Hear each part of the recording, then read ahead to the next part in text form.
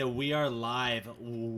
Welcome back to episode 15 of the Degen Report, where we have two co-hosts besides me, those being Jub from Happy Operas and Max from Universe 25. Yay! Yay! And then and I'm to the guest. Yes, you are the guest. So people haven't seen you in a long time. It's been like 3 weeks where I've been soloing everything. So where have you been, Big T? I got married.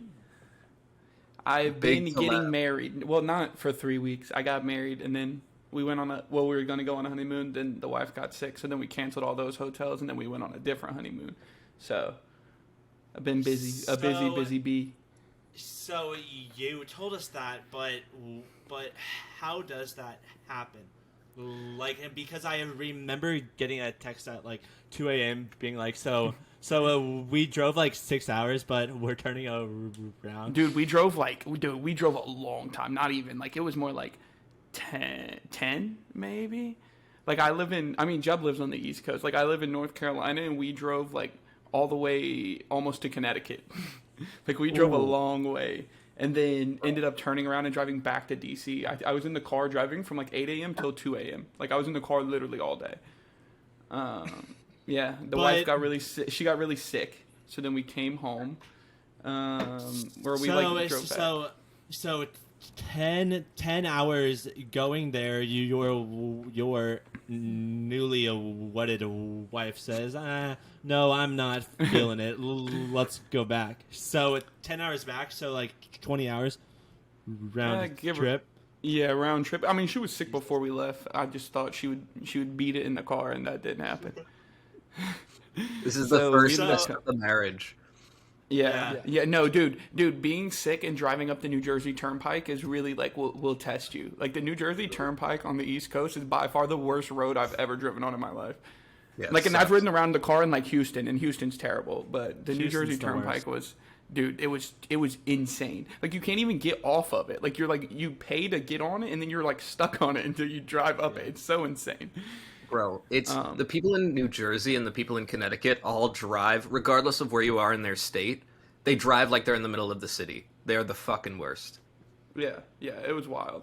But overall, the wedding went really well. Everything went well. I didn't fight anybody. No one got in a fight. It was pretty good. Everyone got drunk, had a good time. Usually, when people get married, because there's like so many factors going on, usually like something bad happens. Did anything bad happen at the wedding? Yeah, wedding or before it, like the planning. There was like a lot of like little things. There was a lot of like little things that went wrong. Like, we all had like matching ties, right? Like, me and the groomsmen. But like we all got tuxes, but we got like our own ties because I didn't want to get the ties from like the tux place. So we all bought ties, but then when we got there, like, all of the, like, I obviously stayed with all the guys the night before, and all the girls stayed together, and they had all of our like tuxes. They like steamed them and had all the ties and stuff. So when we got there, they were supposed to have them, and we were like one tie short, and we couldn't find it anywhere. So like, I didn't have a tie. All the groomsmen had a tie, but then I didn't. So like, everyone was running around digging through like big totes of stuff trying to find it. And we ended up finding it somewhere. I think it was like under a table in a box or something like that. But it literally like 30 minutes before I got married, I couldn't find my tie. Like, no one knew where it was. What else happened? Little stuff like that. Like, shit gets lost and you can't find it, and everyone's like running around trying to find something. Stuff like that. When my parents got married, so much bad shit happened before.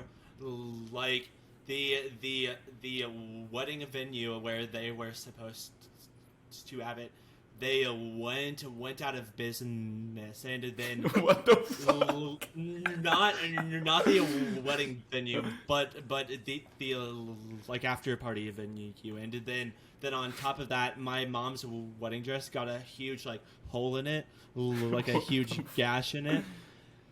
Then that's like rough. my dad's dad, his car got like flooded, so like he like barely made it there. So But the wedding ended up going well. Then they went to a motel. They took over the motel. So, but that's that's the kind of stuff that makes for like good stories. You know, like everyone running around trying to sew up a hole or like trying to find a tie. Like that's what like makes a good story. Yeah, it was a good time though.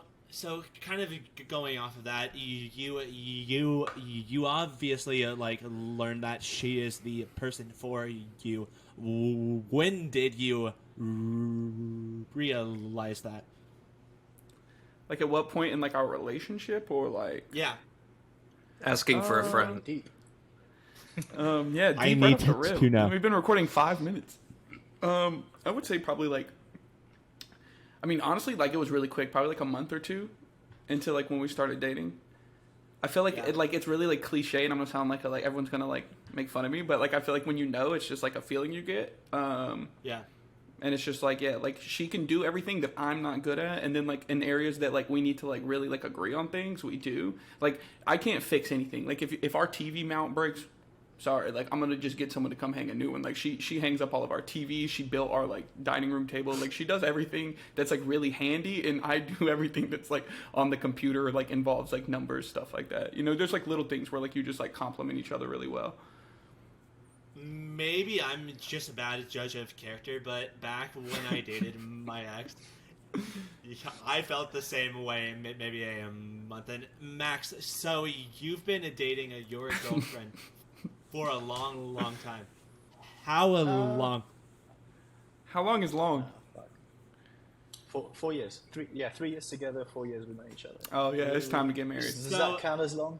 I don't know. Not in this market though. Yeah, so never mind. Not in this market. Getting there. Just maybe when it goes back up to $3. Yeah. Then you get married. We moved in right the day of lockdown. So if you want a test of relationship, we were like, locked in together from day one. So it worked out fine. We actually had a good time. So overall it was good. But I can imagine if we weren't meant for each other, in that way, it would have been a messy situation. Yeah. So even moving out wouldn't have been possible. So it was like you're stuck with me. Yeah. So as of now, do you see her as like being that person that you'd get married to, or is it like she's okay for now?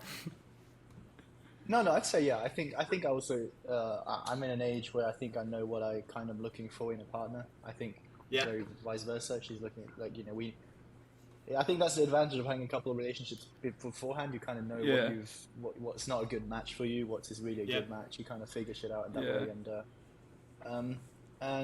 we're a good match in that way. I don't personally. I'm going to say it that way. I don't believe in marriage. I don't plan on getting married. We both agree in same to marry. Cost way too much. Everyone put me down. It does cost way too much, low key. Like you should just go to the courthouse. Yo, Big T, we'll get married. We'll let the other boys not worry about it. Exactly. So it's like a big party. Then talking to Jub, you are also dating somebody, aren't you? Yeah. We've been seeing each other since July, I think. So it's kind of new. So I know it's very, very early, and she's most likely not gonna watch this. But can you kind of see her as maybe being that person? I mean, to me, it's like the way that I always kind of look at it is like, someone who can put up with me, who can also reasonably mother my children, because like. It's a little cynical, but like, marriage is a means to an end, right, bro? It's like that's so you can like lock the lady down so that she has no excuse but to make babies. You get her, and then you keep her. Bold. Well, that's what I mean. But it's like this is the take. Yeah, I mean, I've wanted to be a dad like my entire life. Same. You know what I mean? Like, yeah, and so it's one of those things I need. Like, that's one of the basic criteria for me is, like, can I see you as, like, a viable mother for my children? Yeah. I mean, we'll see. It's still pretty early for me. But, I mean, if things continue to go as things have been going, I don't see why not. that kind of leads into our next topic that kind of relates to this, but something that I love the most in a female is that she's like motherly and caring like that. What type of attribute do you guys find to be the most important attribute when finding somebody like a life partner? Or for me, it's easy. Yeah. Respect. Like that's the first thing it starts with, and it's kind of a cheap question because everything attaches to that. But in a way, like respect. Respect of your space. So many ways of kind of looking at that. But I think a relationship with lack of respect, mutual, I don't think it's a healthy relationship. And some last forever, but usually with someone being unhappier than the other. So for me, I'd say that. That'd be an easy call. Yeah. I'd piggyback off of that and say, oh, you can go, Joe. No, please. Our guest. Yeah, I would just say, oh yeah, the guest. I'm sorry, I am the guest. Let me go first. I would just say being like a really good listener. Like Max said, I think everything's going to tie off of like respecting one another, but someone that like listens, like not only like when you're like, mad about something, ranting about something, but also listens to like little things. Like, hey, like this would be really cool, and then the next day like they get it for you because they were like listening to like the little shit that you say, stuff like that. I think that like listening goes a long way, especially like right now. Like the world is insane. Like half of us are just at home all day, like inside, locked up. You know what I mean? So I feel like if you have someone that just kind of like brushes off the things you say, like that's not going to go really far. I like that. I mean, to me, it's like, I don't know. I think all of these kind of like stack on top of each other in different orders, depending on how you phrase it. But I would say like willingness to be vulnerable with your partner, because on a certain level, that's like fire. Yeah, because on a certain level, like, let's say your partner does something that upsets you. It's like an uncomfortable and vulnerable position to say, hey, that made me feel weird, or hey, that upset me, or hey, that bothered me in some way. And that like pulls in like communication in a really powerful way, where you have to be willing to put yourself out there to the person that you're choosing, to really, make sure that they're aware of where you are emotionally in that moment. And so vulnerability, like willingness to be vulnerable, I don't think you need to be vulnerable at all times, but I think the willingness to like show what's going on the inside is, it's more powerful to be willing to be vulnerable than it is to, I don't know. I guess that's my answer. Willingness to be vulnerable. Yeah. So those reasons kind of combined is like why I'm so single, is because like I'm very, very picky with what I pick and what I do, and because I'm not like Channing Tatum, like I can't go out to Chili's and then leave with the most beautiful waitress there.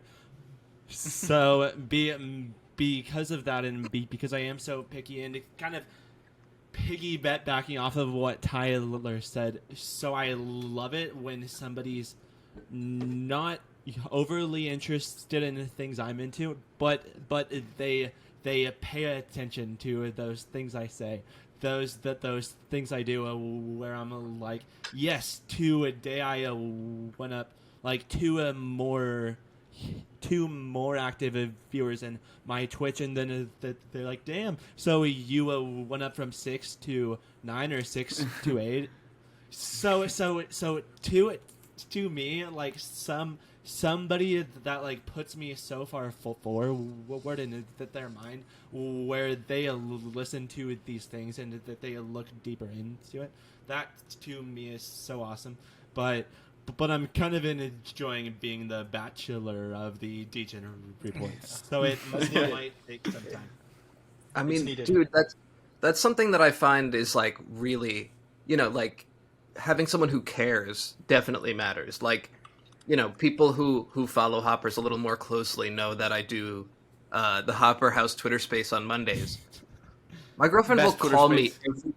My girlfriend calls me every week, sometime between 5 and 7 Eastern, and says, hey, good luck tonight. You're going to kill it. It's going to be a great space. and then we have a quick chat about our days, and then she'll like hang up. And it's one of those things where it's like that level of care, you know, I can't let it go unnoticed, you know? Yeah. It's powerful.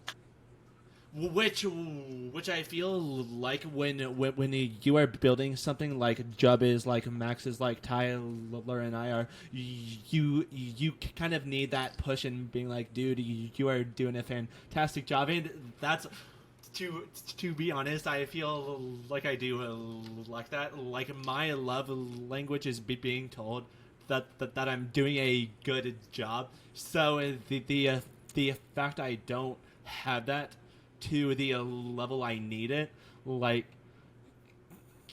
kind of gets to meet me in my own head where I'm like, am I doing enough? Am I doing this fast enough to actually build something? So like Jub said, I feel like that's a big reason why I love having people like Big T, like Jub, like Max, that come in and tell me, dude, you are doing a fantastic job. And I feel like I kind of in a way need that to keep on pushing and pushing and pushing, because these markets are fucking terrible.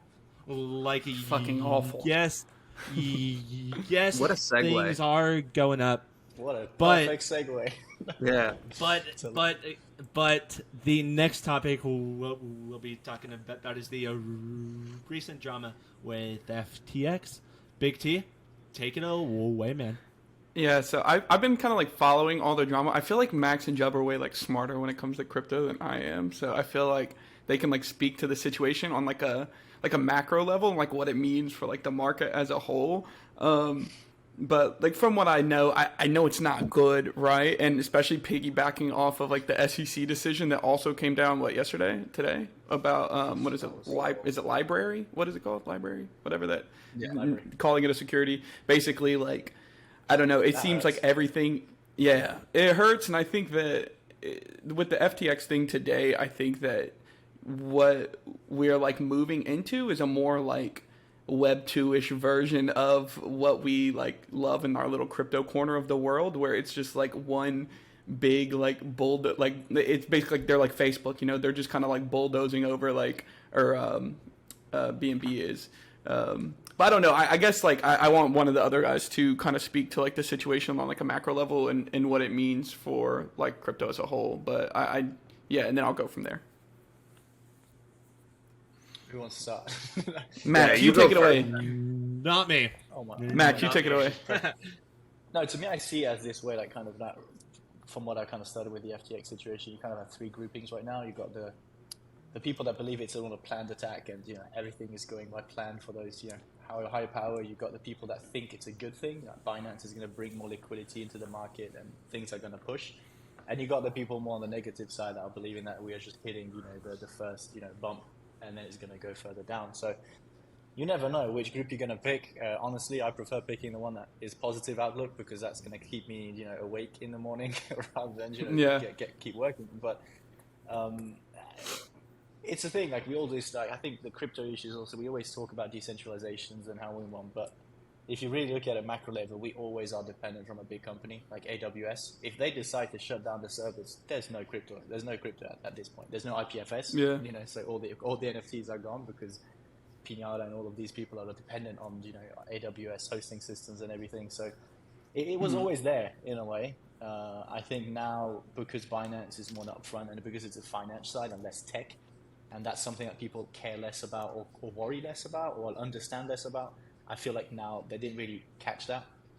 But now, since it's more financial takeover, and with Binance, people are now worried about decentralizations, because Binance is becoming just way too powerful in the crypto segment.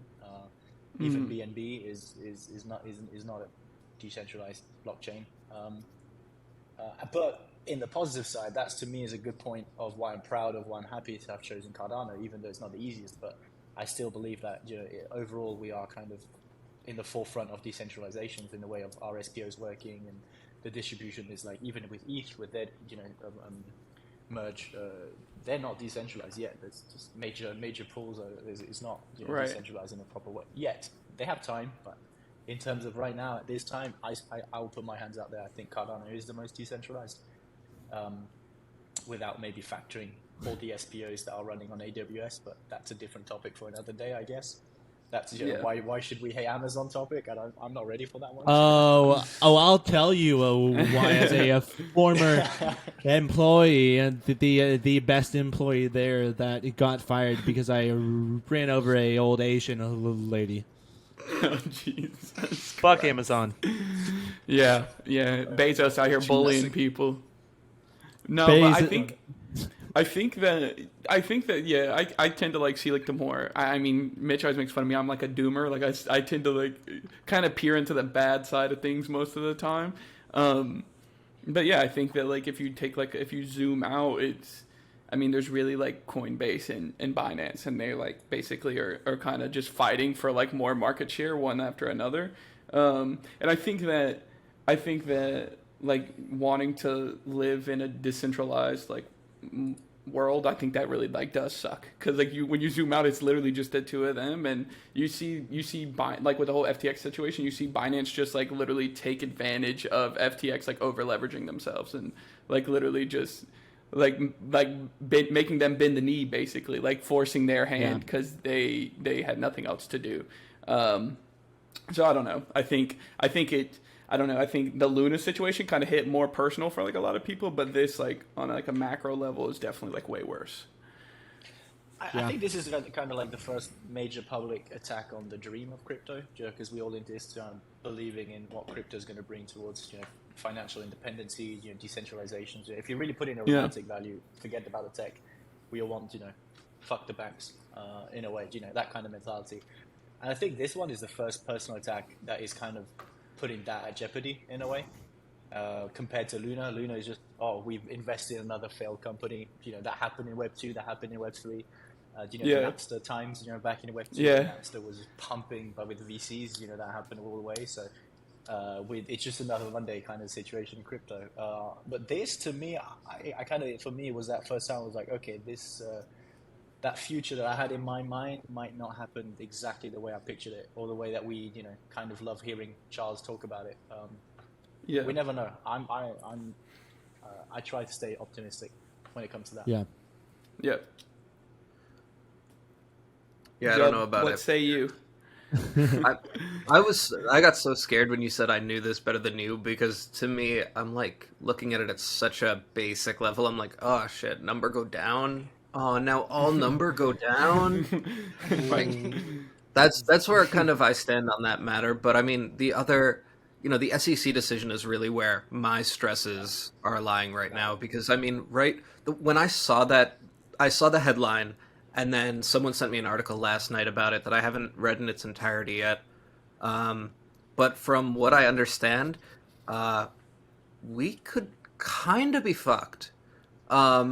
You know what I mean? If it becomes kind of established precedent that, everything from ETH to ADA becomes labeled as a security, then everything that derives from those securities also becomes a security.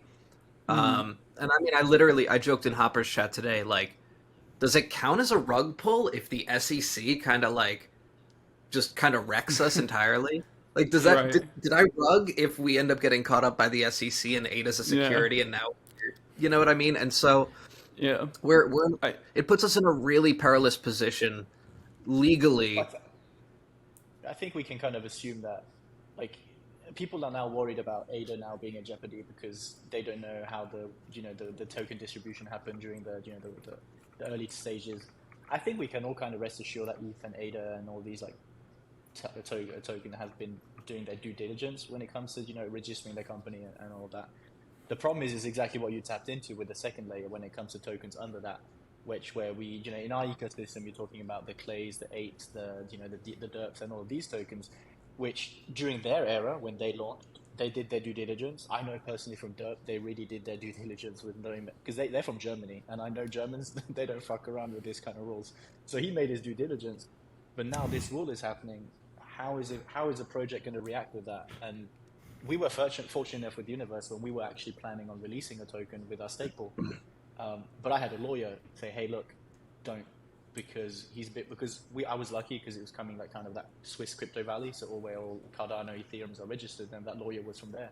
He was like, look, he's hearing weird stuff from the grapevine that he can't really talk about them. Don't open a token because the government's not going to watch for much longer, and there's been too many things going down under that things that they can't ignore it any longer. So we kind of, additionally to other reasons, we decided I can't take that risk, as a founder. So yeah, that's something we're like going to have to re-explore for hoppers as well. I mean, we were talking about a non-DEX token, one that has no monetary value, but even a step further to keep things safe. Like, now that this decision has come through, it's something we have to like kind of reevaluate for the safety of the longevity of the project. Mm. Yeah. Well, I think even the UK is talking about 2 years jail time.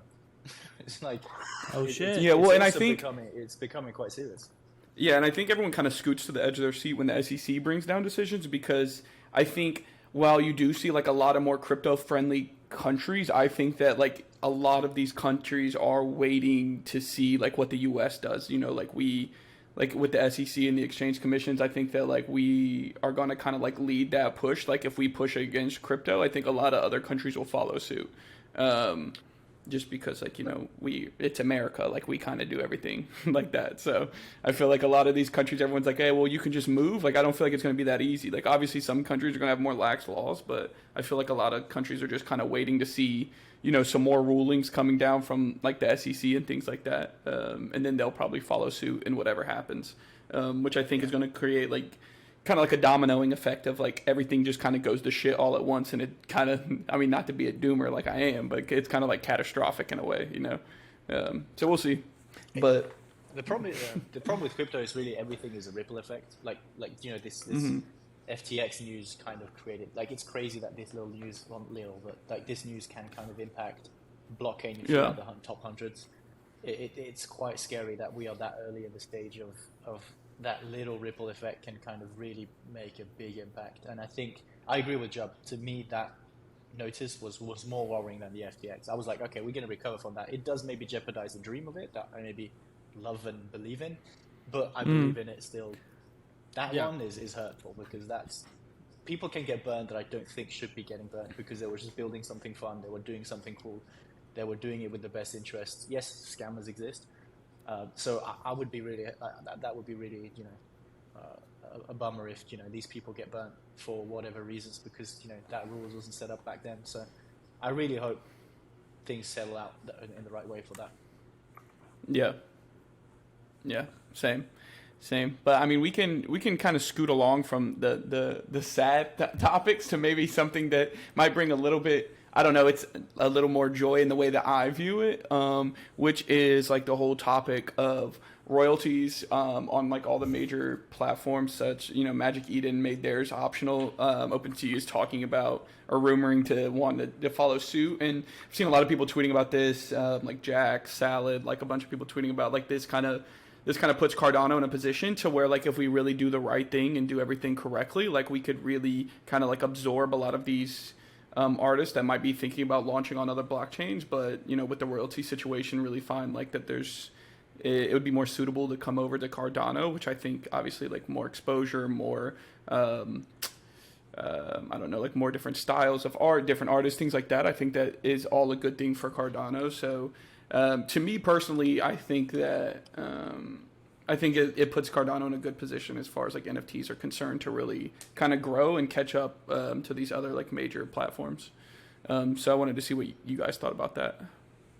I think it's crazy that we're even having this discussion in Web3 of like whether or not we should have royalties. Like, to me, it rings so true to kind of like the mission of, at least like my vision of what Web3 can do for artists, is that value of royalties. And I think we might, I don't know exactly how it operates on the other chains, but it's like, we have an on-chain verification for royalties at this point. Right now it's not being abided by when it comes to the, current marketplaces, but we're in a bit of a double bind there. Like, I'm not going to say that, Space Buds and Pixels and Claymates shouldn't have royalties because they minted before, the SIP standard for royalty tokens was even created, right? Yeah. So we're in a position now where like some of our most appreciated OG projects don't have royalty tokens minted to the blockchain, and so it puts us in this place where we can't really like say, well, we have on-chain verification for royalties, because that'll leave out so many of these projects that in some cases are living off of royalties but are also like really beloved projects. Yeah. You know what I mean? Like, and so I want to say that we can like continue to push the tech forward. Maybe it's this new standard that Alessandro, did that whole matrix berry drop, and apparently that's somehow going to tie into the V2 Spacebud art redesign. But if he finds a way such that we can like reopen policies and mint a royalty token after the fact, then we can position ourselves to kind of say like, no, it's guaranteed, it's on chain, you're going to get your royalties as long as you mint your royalty token, and then give that automatic protection to our artists who come to our chain, and that'll really make things really sexy and appealing. Yeah. Maybe. So something I'd like to see is maybe they keep it, but they do a base rate that you pay. So maybe it's like 5%, but then you've got the option to do 20% on top of that. Like make it where say I see a super cool hopper for like maybe 175 ADA, then on top of that there's a base rate of 5%, but maybe I could say I'd rather do 25%, then kind of make that a tip. But to make it where you can pick to not tip somebody at all, like being in the US where we tip for everything, makes 0 sense to me. So I don't get that. But after working in the service industry, like I've become like an over tipper. You know what I mean? Like I went to a restaurant on Saturday and the service was horrible, and like we wanted to order sliders, and we were like, all right, we'll take 1 brisket, 1 hamburger, 1 bacon explosion. And she was like, no, it's all 3 of one kind. You can't pick. And as someone who worked in the kitchen, I know how that shit works back there. And so I'm like, no, if you have prep for one, you have prep for all. It's not like they just didn't make those tonight. Right. Like, can we get this but without the this? Because, my girl doesn't eat, she doesn't want that in her food, or she doesn't eat that, Yeah. They were like, no. And so, it was a really bad ordering experience, but the food was good. So like my interactions with the waitstaff was fucking terrible. Yeah. But when it came down to like laying the tip down, I was like, I mean, I'm not going to stiff this person. Like I knew so many waitstaff that like lived off their tips because of the way that labor works in the US. I'm not going to like stiff them just because of this, that, or the other. So the tipping idea scares me because I know I'll be losing a lot of ADA in that. Yeah, so I've done my worst tip ever was a penny. Like that's someone just being mean. That's just like cool at that point. No, with this. Keep in mind, this person was disrespectful to me in the way I talked, so I tipped him a penny. So fuck that dude. If it's deserved, fuck him. Say it, which I've never done that before, but like you say something like that, and dude, I'm gonna give you a penny. Yeah. Yeah. Yeah, but I think I think we can all agree that royalties are something that are like good, and that's like a really big reason why like we want to onboard like more artists onto like Web3, because like you should get paid for like the work that you do. You shouldn't you shouldn't just like paint one thing and then like I buy it for like 500 and then wait 10 years and sell it for like $5 million. You know what I mean? Like that's kind of dumb. I remember reading that tweet, and I was like, I completely disregarded it. I didn't even think it was. I thought it was fake, and B, I was like, this is not even a discussion coming. Like, it's stupid, and I'm not even willing to have it's just, why should we even entertain this? I think it's good that JPEG is not even, it doesn't look like they're gonna follow the path. Good. Yeah. And it's good. It proves that, and again, it just comes to that cliche stuff about I think each chain, and it's not being, I'm not a maxi in a way, but there's a type of mentality in each chain, right? The pump and dump, the flipping, and all of that. We have that too on Cardano. It's not saying we're all perfect and all hugs and kisses, but I do believe that I think at the core, Cardano does have kind of a value of we understand where things that things need funding, things need to be, and like Ute on Sol, we don't make 16 million per drop, right? It's a different world out there that they kind of around. So they can joke around and be like, oh yeah, we don't need royalties. Like, yeah, because you just make 16 million. That's different. Right, exactly. On Cardano, if you look at Clay wouldn't have been able to be where they are right now without the introduction of royalties post SIP. We pre-minted, so we pre-minted our collection. A week later, they were like, oh yeah, we have a new SIP standard, and we're like, oh, thank you. So right. We were unlucky in that perspective, and I seeing that with JPEG, and if they would double down, honestly, that to me would be the biggest L in Cardano, and I'll be like, I think that, and that's why I don't even entertain the idea of it, because it's like, why are we even doing NFTs in that point? You just sell your pictures on eBay at that point. It's the same. It's like, yeah, exactly. Royalties is the core foundation of the NFTs, because you don't want a Sony media to own your music in a way to give you the royalties. You want that the opposite. You want to own your royalties. You want to own your rights.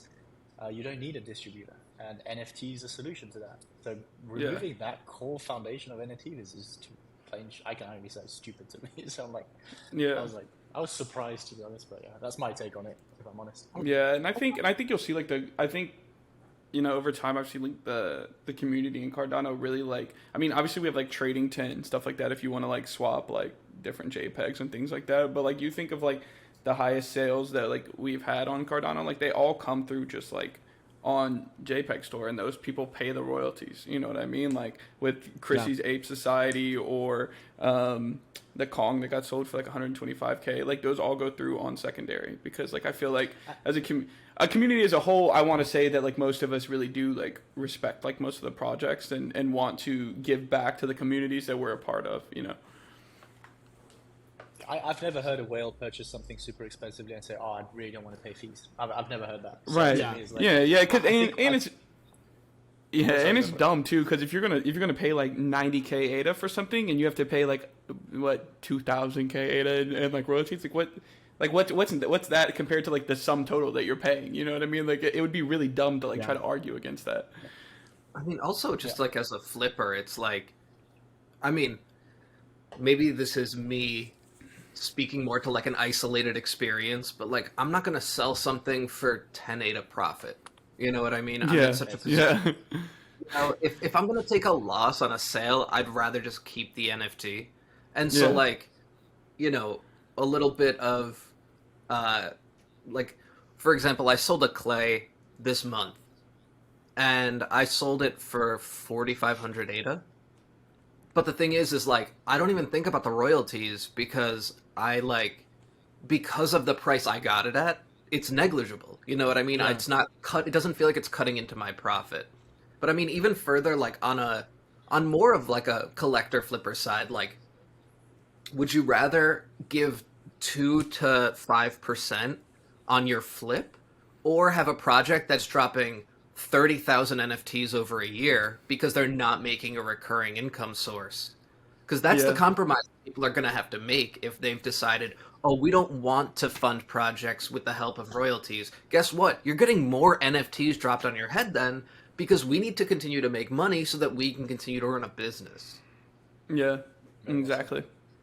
Yeah, there's a compromise that's going to be made no matter what. Yeah. Well, I have OCD, so when I do the price, I sold 3 NFTs in my entire NFT career.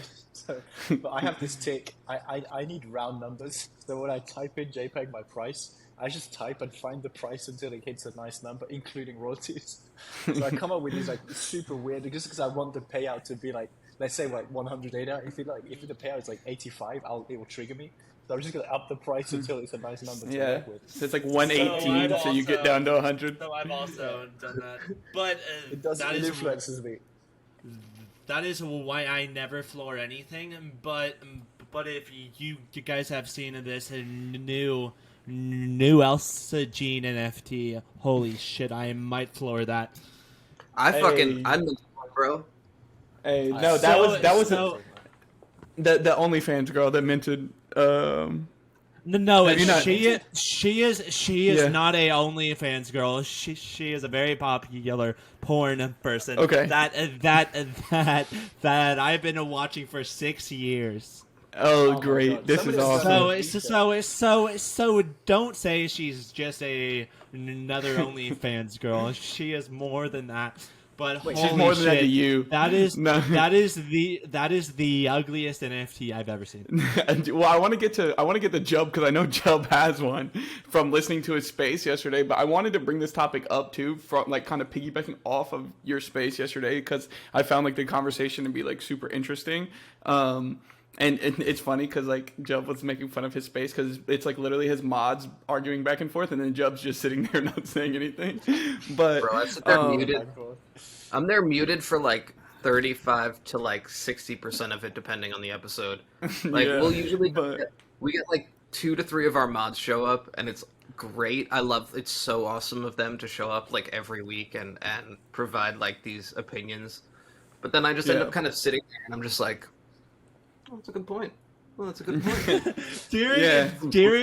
During it yesterday, because I go live at 6:30 every day, like a Jub came in and like began talking to me during my Twitch broadcast, and I'm like, dude, shouldn't you be doing your Twitter space? And he's like, shh, I am. I was live at the time. I was just like, I can't hear you because I'm in a space right now, but. No, but kind of piggyback off the conversation from your space yesterday. I think that like a lot of like what I've seen on Twitter and stuff, a lot of like the Cardano community is kind of torn on this specific topic, and I kind of fall on like the Jub side of the fence where it's like we can't like preach like wanting to like branch out and include like people that aren't in our crypto bubble, like and onboard them into Cardano, and then just bitch and complain when it's like someone that we don't think is like worthy of being on our blockchain. Like it's really weird and it feels really gatekeepy. She is so worthy to be here, but if she's gonna charge 600 Cardano for something she made on Fiverr for maybe $50 the entire collection, then that's what I don't get. So you can have the best utility ever, but you need to back it up with like something you are actually proud of. So if you go and tell that to Wild Tangs. You know, a blue chip project with art that I saw, and I was like, I don't give a fuck what they're doing. I'm not minting this, and then ended up buying them on secondary because I'm like, oh wait, actually, this is a fantastic project. Do I own any Wild Tangs? Do I? You should. No. You should NFA, but you should. I minted one and sold it at 205, and now I'm sad. But whatever. I have a homie who minted like 100 of them. I was like, you're a disgusting degenerate. And now he's like just turning profit regularly. It's crazy. Wait, what's the floor at? 350. Oh, I thought it was 350. See, but the Wild Tangs art to me is not nearly as lazy as the But art is subjective. We could argue in circles about this all day. Like art is subjective. Like people were buying D-bag motherfuckers, and like you couldn't hold a gun to my head and make me buy one. You know what I mean? But people were like, "This is funny." But my whole thing. Go ahead, Matt. As far as I know, I just saw the NFTs for the first time. I'm not even joking. While we were doing this, I was googling the Elsa. I was like, I can't scroll further down because otherwise it's going to be awkward. But like, I agree, it's not my type of it's not my cup of tea. But I don't think she ever branded it as an art-based project or an art project. It's kind of like an access pass. It's it's like a member pass to whatever she's creating. If you think that's valuable and worth the price, pay for it. It's supply and demand at the end of the day, and I agree. I don't like the art; it looks lazy. I'll agree on that. but I don't think that the premise was to create a dope, sick, sexy collection. It was really, I'm going to sell you this so you can access to whatever content I create behind closed doors. But then on top of that, like I looked it up, and you can buy your fleshlight for like maybe a 168. So it's like $90. So nothing will ever reach that. So I'm so sorry, Elsa. You can send up. me.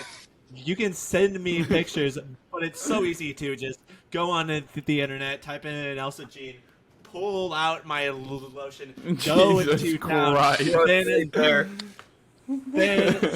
then it is to buy a NFT that will provide utility. There's no fucking utility out there. You look at the current games. Some of them are working towards something epic, but they're not that epic yet. So I'm sure, like, I could go on a fucking Pornhub, and that utility be much better than this boring ass utility that is like 5 pictures and maybe a message saying you are doing so good with your podcast, keep it up. But other than that, like, there's no current utility now that I see is worth 250 American dollars. Yeah, but at the same time, I mean, that's the thing. So I think it's like there are multiple problems that we like encounter with this. I think one is like the idea that like not enough people just saw this as a good flip. If people thought more people wanted it, it would have sold out in seconds, and it would be 2,000 floor right now because there's 1,000 of them and scarcity. But I think part of what we ran up against is like a few different things, right? Like one, Cardano is an environment. I used to joke about this all the time, and I think we see this a little less now that the space has kind of ebbed and flowed a little bit in size. But when I first got here, I used to joke a lot about how Cardano is like the Faith family crypto chain. You know, every fucking fifth person I'd see on Twitter, it'd be like, I love crypto, I love my wife, and I love Jesus. And guess what? Those guys are not going to buy the porn stars NFT. Oh. It's that simple. And so I think, like, you know, we have built into this aspect of like Cardano as I often call it a mission-based chain, right? Charles has a mission, he has a goal, and it's very like, you know, it's very morally based. And I think like a lot of people kind of follow that in their own way, and in some cases that is religion. And if you are very adherent or very, you know, like pure in that kind of way, you're not going to want to support this kind of content creation. You know, I don't think that I don't know that for someone who's a fan of her, that a dead rabbit is going to give them the same amount of content that her NFT would. You know, if they consume her content, never know, man. If they consume her content, they might get more out of Elsa Jean. I mean, bro, I'm shopping for another rabbit right now because I'm a huge fan of that project. I'm a huge. I mean, I just, you know, we had a long. I feel like every like 2 to 3 episodes of my Twitter space, Hopper House, becomes a Dead Rabbits conversation. Just because like everyone in my team and everyone in my mods crew is like, we're all big fans. It's because they're adorable. But I almost wore the shirt today. Looking at this Elsa Jean floor, it's at like $4.99. So maybe I might pick it up soon. Floor is falling. Just at a discount because I don't. Why floor no go up? Let alone ugly shit.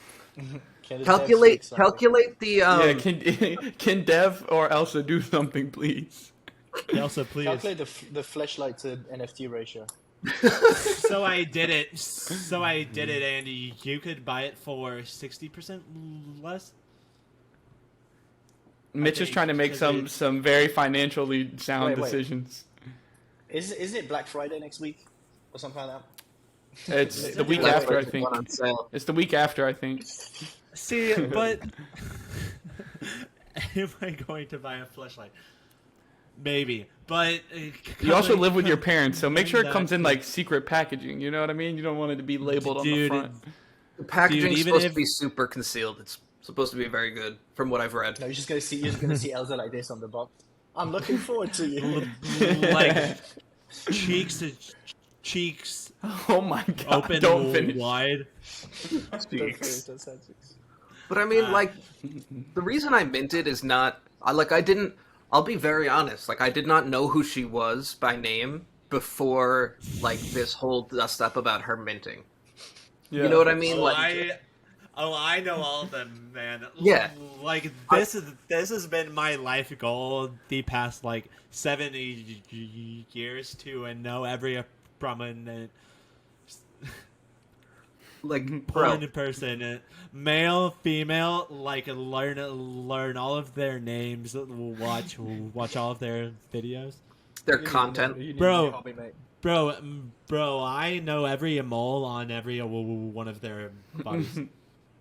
Every mole. But, maybe even we should move along from this. I think we should move along now. I'll just say one more thing. Oh, go ahead, Max. No, I'll tag along after you. Just that this. So we came from this conversation off of the discussion of royalties, and I think it's the same kind of prevailing point when it comes to both, right? It's about like ownership of the content you create, whether we're talking about a virtual and digital artist, or whether we're talking about an adult entertainment content creator. You know what I mean? I think ultimately it's about continuing to have a stake in what you create after it's disseminated into the public. Yeah. And so that's part of the reason I minted, was I was like, I don't know who this chick is. I'm not going to go and check out her OnlyFans. I'm not going to go and use whatever utility is being offered through this project. But I want to support bigger names coming through and coming into the space because they recognize these values of ownership in the virtual space that goes beyond just being able to sell it once, and that's the profit you take from it. Yeah. I had my best buddy IRL, so I told him about it, and he's like, no way. But so he like signed up for it. He got the email. He checked the value, and it said $250, and he's like, no. But let's say it becomes. What if it's a 5-year program, and she's like continuing to support the content for 5 years, and someone's going and spending what, $72 per year? What is it, like $6 for her OnlyFans? Something like that. Yeah, so $72 times 5. I'm just saying it. He doesn't need to know he has the NFT. So it's like $6, exactly. I think. Exactly. I think he paid his due. Maybe it's $6.32. So we'll say $6. So I mean, if she supports this for 5 years, guess what? You just made $150 for buying the NFT as opposed to supporting her OnlyFans.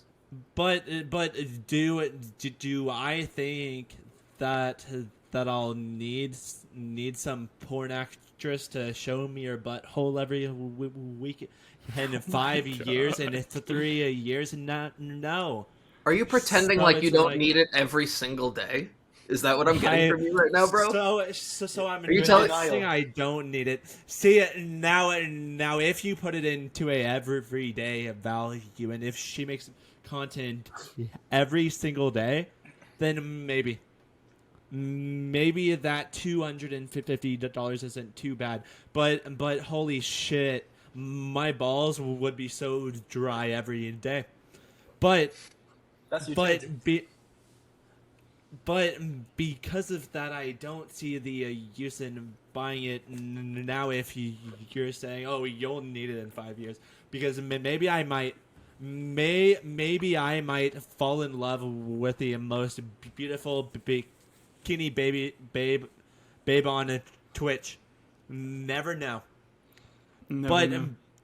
But because of that, I don't see this like, you're gonna need to jerk off in 5 years, because maybe I won't need to jerk off to this in 5 years, Joe. We'll agree to disagree. Max, what was your point? No, to me, I kind of just want to say what I hate about anything is that kind of gatekeeping mentality. Because in any business there's always going to be different bubbles, right? You're going to have your PFP bubble, you're going to have your metaverse bubble, you're going to have your gaming bubbles, you're going to have your apparently adult entertainment bubble, and not each bubble needs to coexist and co-interact with one another. So it's kind of very thing of being, we are too good for them. I hate that mentality. Two, I also just think most of the Cardano community is just hype when a big Twitter account just tweets ADA. That's just, they can just get everybody riled up. If you do porn, or if you do, I don't know what, if you eat mushrooms for a living, I don't know. As long as you have a lot of followers, people will kind of, get your notice. And I think we saw that with the big Sol influencers, coming in. The reason why is not because they came from Sol, is because they had a massive following. That was the reason why we cared and we listened, right?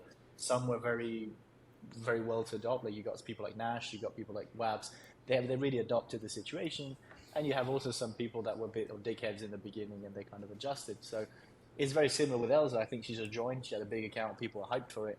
And then disappointed what she had to deliver because we maybe not agreed with what it is. But I don't think we will ever be able to understand that type of content, because it's just like, again, I'm kind of that person of everybody needs to make their own decisions in their lives. I prefer having people in the adult industry that are owning their content rather than being like, exactly by the societies and really take, like, I don't agree with the industry. I'm going to say up front, it's not my world, to be honest, but at least, kind of OnlyFans provided that first level of you own your right, you own your content, make your money. Exactly. If you're going to make your money, make it. You're not going to live on your $50 per video. And then now I think the third step is really monetizing that in a way of, owning your royalties and owning your rights. But it's a bubble that I think a lot of the people in the NFT, as we know it now, can't really identify themselves with. For reasons, I don't think it's an NFT that you flip. It's something you hold and you have fun with, or you're proud of, or I don't know what the fuck you do with it, but it's something else, down the road. So to me, I think it's very difficult to have that discussion in a way of really comparing it with what it is as now. You can't compare like a Dead Rabbit, squad with an Elsa NFT. It's two completely different situations. So that's my take on that whole thing. It leads to more ethical. Mitch, you get brownies? Yeah, what's going on? These are good. What'd you get? My parents, they've been on a diet a long time, and I'm not sure if these are diet cookies, but they're like diet cookies, like a Diet Coke. It's just a diet cookie. So it's like fudge, some oatmeal, some other shit, some weed. Hey, I'll go to my grave saying oatmeal cookies are like a top 3 cookie, and anyone can fight me if they want to. Oatmeal raisin is so fucking good. Yeah, we haven't been on this topic too long, so I'm changing the topic. Great segue. So I could talk about this for like another hour. It's terrible. Dude, my balls couldn't take that. They are bluey enough. Tyler, so you asked the next one. Yeah, so let me see where we're at. Okay, so we're just going to kind of move away from the crypto space for just a minute. So the next topic is, what is a crazy fact that you know that would blow people's minds? So, like, what is, like, a random fact that you know? I'll give everyone a second to think, and I can go first with mine if everyone's still thinking. Okay, I'm going first with mine. Absolutely, I'm going first with mine. Dude, so if you saved, I saw this stat like a long time ago, and it always stuck with me. So if you saved $10,000 a day since the pyramids were built, like, the Great Pyramids in like 2540 BC or whatever it was, you'd only have like 1/10 of the wealth of Jeff Bezos. So, like, dude, if you save 10 grand a day since the pyramids were built, you'd still only have like $15 billion, and he has like 140. Which, like, really makes me like, bro, what the fuck is that? Like, that's crazy. So that's my fact of the day, if you wanted to know. I'm not gonna bleed into politics, but I will say, money be weird as hell. That's all I'll say. But we be printing that. Money be weird. Talk about the US. We don't print. You don't print money. Yeah, it's time to move, bro. I'm coming to. Hey, bro, what sea level you live at? I'm not trying to get like a headache, bro. What? How high up you live up the mountain?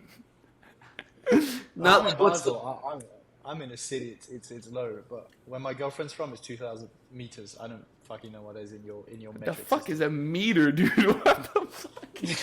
A meter's like a yard, right? Is it a little bit over a yard? I think so. I just multiplied it by 3 and assumed that was feet. A meter is like 1.5 feet, like 6,000 feet. It's 6,500 feet. Dude, that's what I went to school in the mountains, and it was like 3,300 feet, and like low key, like every time I would like drive up there, my ears would be like popping because it was like the altitude pressure. But I can't imagine double that. I would like throw up. Skiing is nice there. Which is a great way, but while y'all are also thinking, I want to say another random fact that just made me think of the people that live like where Machu Picchu is, or where like the Incans used to live back in older civilizations. People that like live up there, it's like literally like I think it's like over 10,000 feet up above sea level. It's like so high up that they literally have a you get like altitude sickness because the way your like blood oxygenates if you're like way too high up, and they literally like are like born. Their body literally like oxygenates blood like twice as fast as like someone who's like not from there, which is like crazy because it's like literally like evolution in real time. Like people that are like born in those like small like little towns and villages and stuff that are so high up, like they're literally like their blood works like in different ways than ours does, which is like fucking wild to think about. This is so cool. This is Tyler's topic. Dude, I love shit like this. And there's this like small community, and like it's either in Indonesia or Philippines, somewhere in like the Southeast Asia area, that like they literally live like on the water, and they their like lung capacity, or no, it's their pancreas, something like that, is like 30% higher than like normal people, so they can like hold their breath twice as long. It's like wild how like evolution works. So they are like fish people? I think, what is it? Whatever, I think is your liver, your pancreas, whatever like oxygenates your blood, like theirs does it way faster, so they can hold their breath a lot longer.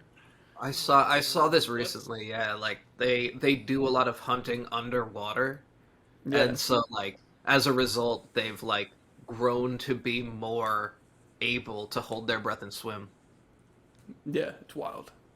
Their white blood cells are just capable of holding more oxygen than the normal human. Yeah, that's what it is. Yeah, so they'll just be down there swimming for like minutes. But I can't hold my breath for like 30 seconds. I might pass out. Dude. I think, I don't know. I have no good facts because I'm like a boring ass person. But I will say one aspect of, I mean, I'm sourcing my info from, my life experience and like the things that I fell in love with while I was cooking. But like, life. So we like to think about food as like dead plants and animals.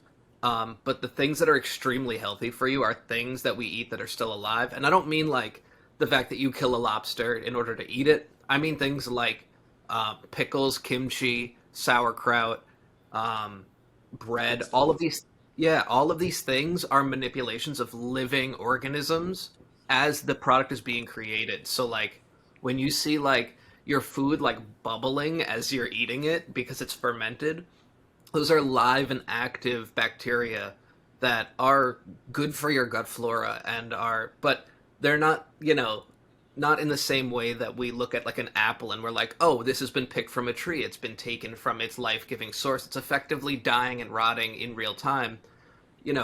Pickles is another, a pickle made in the traditional sense is actually like good for you. Don't get me starting on fermentation. We could do like 2 hours of that's cool, but I literally hate like fermented anything, like pickles, fucking like anything like that. I can't stand it. Come to Switzerland. I don't like vinegary things either though. Like you could pickle like onions, you could pickle anything. I just don't really like the vinegar flavor. I used to take pickle back.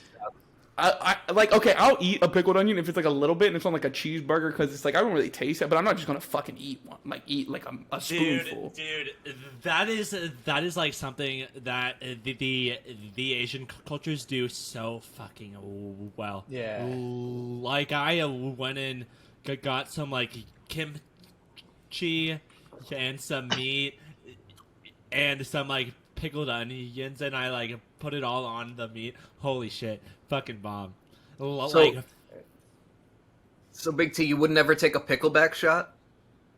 Oh, dude, I would throw up so fast if I had one of those. I've had one before, and I don't even like pickles, and it almost made me puke. Like it's so fucking. Bro, awful. I love them. I'm like a basic dude when it comes to like going to the bar. Like you can just give me like a straight shot of Tito's and I'll have like a great time. But I don't want to drink anything weird. A pickleback shot is a shot. At least in my experience, it's typically of like a whiskey or a bourbon, and then it's chased with a shot of pickle juice. That doesn't sound too terrible. I want to know if I have some pickle juice now at the office. It's so good. It's so good, dude. I gotta try it. I do my own pickles at home, so I have pickle juice just not in the office. But I would have done. There's a lot of people like in the U.S. Like a lot of people like drink them. Like both my brothers like them. Like a lot of people like them. I just don't. That is like so country, though. I don't think it's very like country. I mean, maybe it is. I mean, I live in the South. I would have associated with that frat culture that you have. That would be something I would associate with that from. I don't know. Every time I'm like around like frat boys, they do like Irish car bombs and shit like that, like wild shit. Oh yeah. So we just drink Jaeger bombs. Yeah. You're just like drinking like bourbon or whiskey in a glass. Like everyone else is drinking wild shit. But yeah. So I found a fun topic. And by a fun topic, a fun answer to Tyler's topic, which is most people fall asleep in 7 minutes. That's gotta be not me. It takes me like an hour and a half.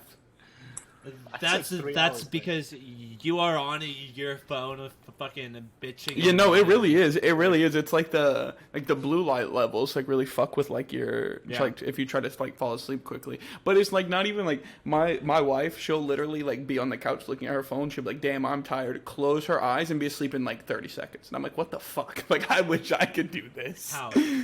How? Nah. Tell me how. Nah.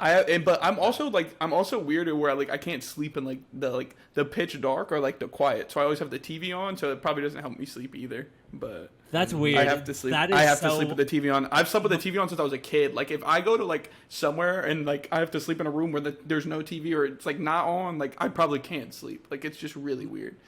My brain is like so ADHD where if there's a lantern or a lamppost on outside, like I'll be up for 7 hours. Like even if my eyes are shut, I'm like, there's a lamppost outside.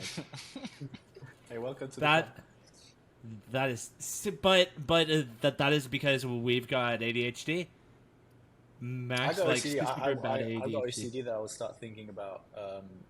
Like my OCD will trigger me when it comes to sleep. I'll be like thinking, did I do that today? Did I do this today? Did I do that? Did I like, Same. That will be my level of that. So I take about 2 hours, I'd say, to sleep.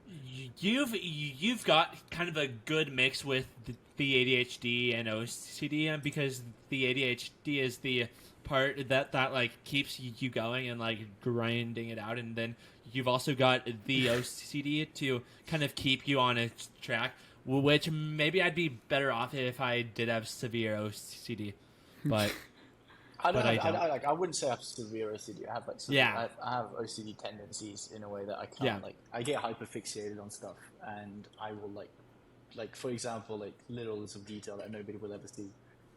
Like that's why like in our community we had Clicks, and he was like the first one to notice our color palette, and I was like so fucking hyped because we spent so much time paranoying about thinking about it, and like in a way like we could have simplified that color palette and stuff like that. We should have, but we went so deep into it, and just because I get very I can't work if my desk is not clean. Like I got these kind of stuff, but like I could be like 5 minutes before a deadline, and if my desk's a mess, I'll be missing the deadline. It's like not me. Here, I'll show y'all this. Also. Oh Jesus Christ! I want to come up to your place. Like to me, if you want it, like this is how crazy I'm going to sound. Like I'm not happy to admit this, but a nice Sunday for me is cleaning the kitchen, like proper cleaning, like, taking everything. Oh, I love Max. Maxie, you can come over anytime then. Oh, you'll never see that. Apartment's going to be squeaky clean. I love cleaning. I don't know why. It just gives me that satisfaction of seeing going from a little bit dirty to clean. Yeah, well, it's just like the it's like the immediate like dopamine you get from like seeing something go from like transform like so quickly, right? So like I used to like work at car dealerships, like detailing, like cleaning cars, right? And that was like one of the things that like I loved the most about it is because someone brings in like a piece of shit and he's dirty as fuck, and then like a couple hours you give it to me and it looks like brand new, and like it's just like the dopamine that releases in your brain from like doing something like that. Like you transform something quickly and you get like what is it, like immediate like set like gratification or whatever from doing something like that. So like I get that. I love the clean. But it's so hard to just like sit down and be like, so I'm gonna do this. Like I've got a bad work balance because all I do is work. So there's no like leisure time to go pick up my desk or. You gotta just you can't. It's because you can't stay up until 4 a.m. If you stop staying up until 4 a.m., you probably can. True. But I have gotten back into anime, so before I had to go to bed at like maybe a midnight, 12:30 or 1. Now it's like 2 or 3 or 4. So Bro. I need to fix that. Did you see that shit that dropped this week? With the so Palmer Luckey, the guy who created the Oculus, I believe, just announced that he created a headset like based on the same premise as Sword Art Online, where if you die in the game, you die in real life. And it's like, what the fuck? Yeah, dude, it's insane. And so it's like a headset with these like big rods coming out of the front. I don't know how it's supposed to kill you, but apparently he designed a headset that if you die in the game, you die in real life. Why? Yeah, that's hardcore mode to like the extreme. That's great. That is Sword Art Online. Look, that was one of the main premises behind Sword Art. That's such a bad look, though. Well, that's so dumb. That would be a proper metaverse project that I would actually be happy to fund.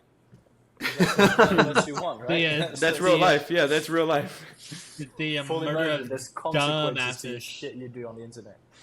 Yeah. Hey, so imagine putting it on the end of like some Twitter shithead. So whenever they FUD your favorite NFT project, you've got a remote, so you can say, "Hand him," and then he's dead. That's how the movie Saw started, no? I don't know. Bye, Job. Bye, Job. Adios, Job. You never seen the miss Saw you. movie? Just moving. What movie? Oh, what do you mean, Soul? Saw. S-A-W. Stall? Oh, I thought you were saying soul, like you have a soul. No. Yeah, I've seen Saw. Yeah. He's got a British accent. He's got a British accent. Bollocks. I'm in call with Jack and Lewis every time, and they blame me I'm a fake British, and you guys tell me I'm a British, so I can't make anybody happy at this point. Yeah. So I've been. I'd be sad if I lived in the UK. Doesn't it rain? I don't live in the UK. But yeah, I'm just saying, if I did, I'd be sad because it rains all the time. Rained a bunch over here recently, so I'm basically. I literally, dude, a couple weeks ago. So one of my wife's friends that she lives in Dallas, where Mitch lives, and she like flew in for the wedding, and she was flying back. The day she flew back, Dallas had like really, really bad storms, like tornadoes, like big bad thunderstorms, shit like that. And I texted Mitch. I was like, "Hey, like, are you good?" Like, because I saw there's like bad storms. He's like, "I don't know. I'm sitting here playing games. Like, I haven't been outside all day." And I was like, "Dude, there's like tornadoes going through Dallas, and he's just on fucking Overwatch or something, playing fucking games, watching anime, covered in a blanket, wearing a." He literally was like, "I don't know. I haven't been outside, so I don't know what's happening." Bro, the amount of days that I have that conversation is more than I'd like to admit. Someone's like, "Oh, how's it's so beautiful out today. Have you been outside?" And I'm like, "Nope." I mean, maybe I'll do it at some point today. Then might go check the mail. You would go put a big blanket on over your head, and you would go log in to the Appy Hoppers Discord. 24 hours later. Yeah. That's funny. So Halloween had just passed. Did any of y'all do anything fun? I hosted a Twitter space. Sounds pretty lit. It was Monday. So. I went to bed at 8 o'clock. Yeah, nice. Wag me. Nice. You didn't take your kids out trick or treating, Max? No kids that I know of so far. That you know of. If you have a kid, are you gonna name him Rufus or whatever your what is it, the bot in universe? Ziggy. Ziggy, yeah, Ziggy. The wallpaper. That would be a cute kid name, Ziggy. Yeah, I'm part of the no kid group, so I'm not planning anytime soon. Another controversial topic to start with. Yeah, we gotta have every. Well, that's 4 on every week. This is great. Everybody just controversy after controversy. 2v2 every time. So, but kind of going back to Halloween, what are y'all's top 3 favorite candies? This is a tough one, man. Max is gonna say something like he doesn't eat sweets. Here it comes. Look at his face. I know it. I know it. Fucking call. This guy's out of here. So somebody kick him. Somebody. Yeah. Can devs do anything about this? Max. So rather than that, your top 3 pickles. least favorite candies. Oh, least favorite. Like if you had to eat it, you'd be sick. Bro, this question stresses me the fuck out. Don't even ask about lead. I eat so much candy. Reese's Pieces is gross. Okay, that's facts. That's facts. Reese's Pieces sucks, but Reese's Cups are like top 5, but Reese's Pieces, like the little ones, are trash. So have you guys ever had the... No, Reese's Cups is like, it's like this big. Reese's Pieces is like a Skittle. It's like really small. Reese's Pieces are good for what they offer. I'll redeem myself. I don't know if you guys would qualify that as candy, but I'm a cereal guy. So okay. I can eat cereals, but not sweet. Okay, candy, like we'll let you name 3 cereals. Cheerios.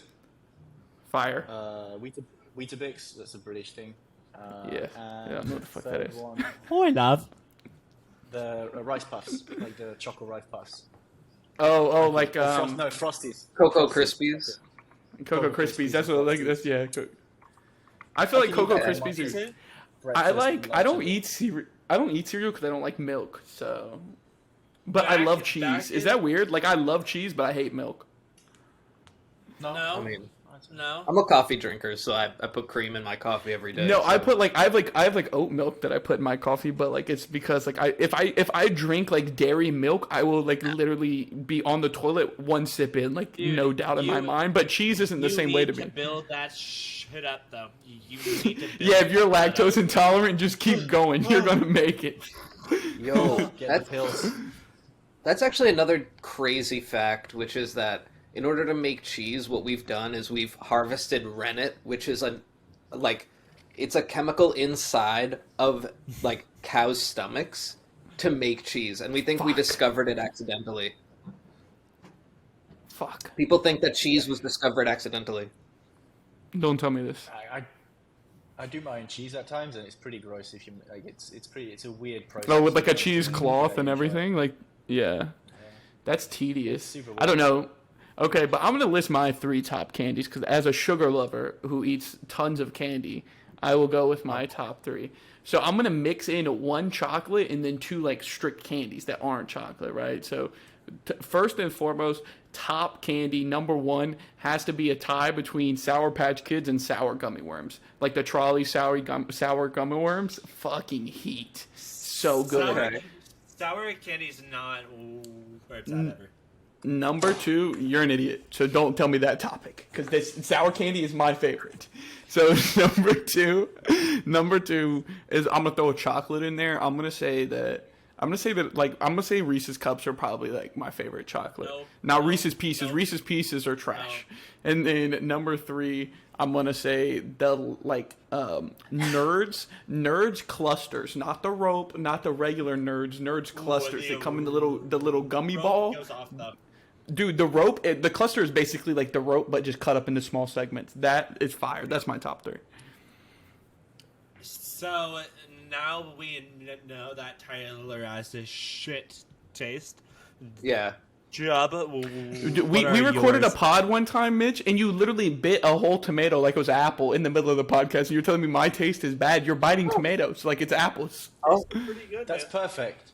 Next time you have me on, I'll do that with onion. Listen, on my screen, it's like me and Jub's under me, and then it's Mitch and Max's. I'm leaving Mitch and Max on this side, but I'm not. Me and Jub agree on a lot of things. You two can stay on this side of my screen. I'm not talking to either of you. I visited George early this year in the US, and he made me try nerds. It's just sugar. Why don't you just eat sugar? Not that. Yeah, that's why it's good. That's why it's good. It's just sugar.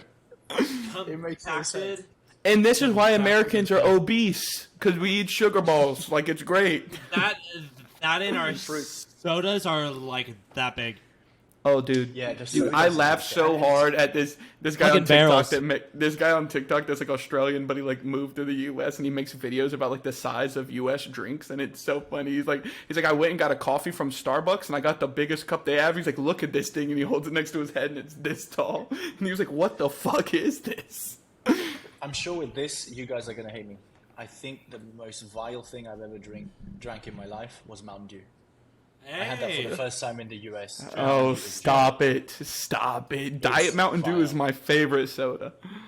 I used to drink Mountain Dew every day, and then I hit like 25, and then immediately was just like, I don't have the palate for this anymore. Yeah, dude, I'm telling you, it's different for me too, because like Mountain Dew is a Pepsi product, and Pepsi was like started in North Carolina, like the state that I live in. So literally anywhere you go, like if you go to any restaurant anywhere else, most of the time, like in any other state, they have like Coke products, right? Like Coke's like, Coke brand sodas. But in North Carolina, you will be like hard pressed to find a place that doesn't sell like Pepsi products over Coke products. Like that's all you have. So growing up, that's all we have to drink. If you go out to eat and you want like a soda when you're a kid, all they have is fucking Pepsi and Mountain Dew, because like Coke, it's the state. Coke like this is from my state. I'd rather drink a water than a Pepsi. Pepsi. Okay, but when you're like 8 years old, you don't.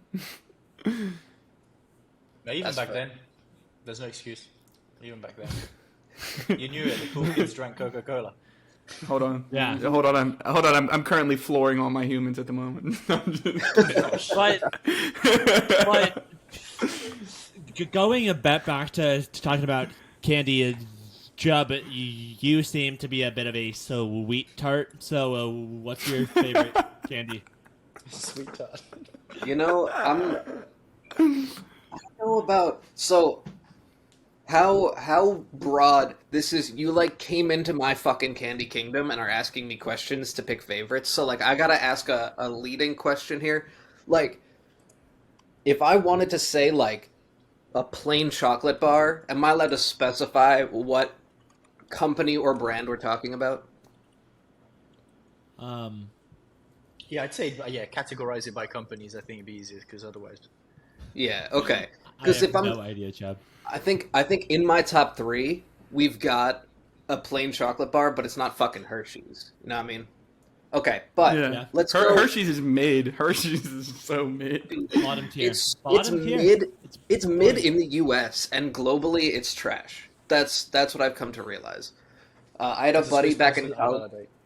Yeah, I had a buddy who his mother was Swiss German, and so they spoke Swiss German, and like they were all about it. So he'd go to Switzerland every like 2 times a year and bring back Gruyere and chocolate with hazelnuts. Unlike anything Swiss you can chocolate, Swiss chocolate is really kind of like the pinnacle of like sweets. It was fucking crazy. They make good chocolate and good watches. Dude, yeah. So let's go. I'm gonna go simple and clean for me, right? I'm gonna say Reese's. I'm gonna say second is the Cadbury Carmelo, chocolate and caramel. That's where it's at. And then number 3, I'm gonna say, what is it? Lindt makes those little round fucking truffle things. The milk ones. Oh, I think I know what you're talking about. Yeah, they're individually wrapped. They're little round boys. They got like a chocolate shell, and then an even softer chocolate like ganache inside. Yeah. Crazy. Though that's my top 3. All chocolate because candy is chocolate. Done. We can then I have to revert my vote back because I thought you were talking about candy because we differentiate that Swiss people. We say candy's trash, chocolate's good. But I thought you're British. I'll redeem myself. I pay my taxes in Switzerland, mate. So I guess I'm more Swiss than I'm British. just messing. All right. So what's your top 3 then?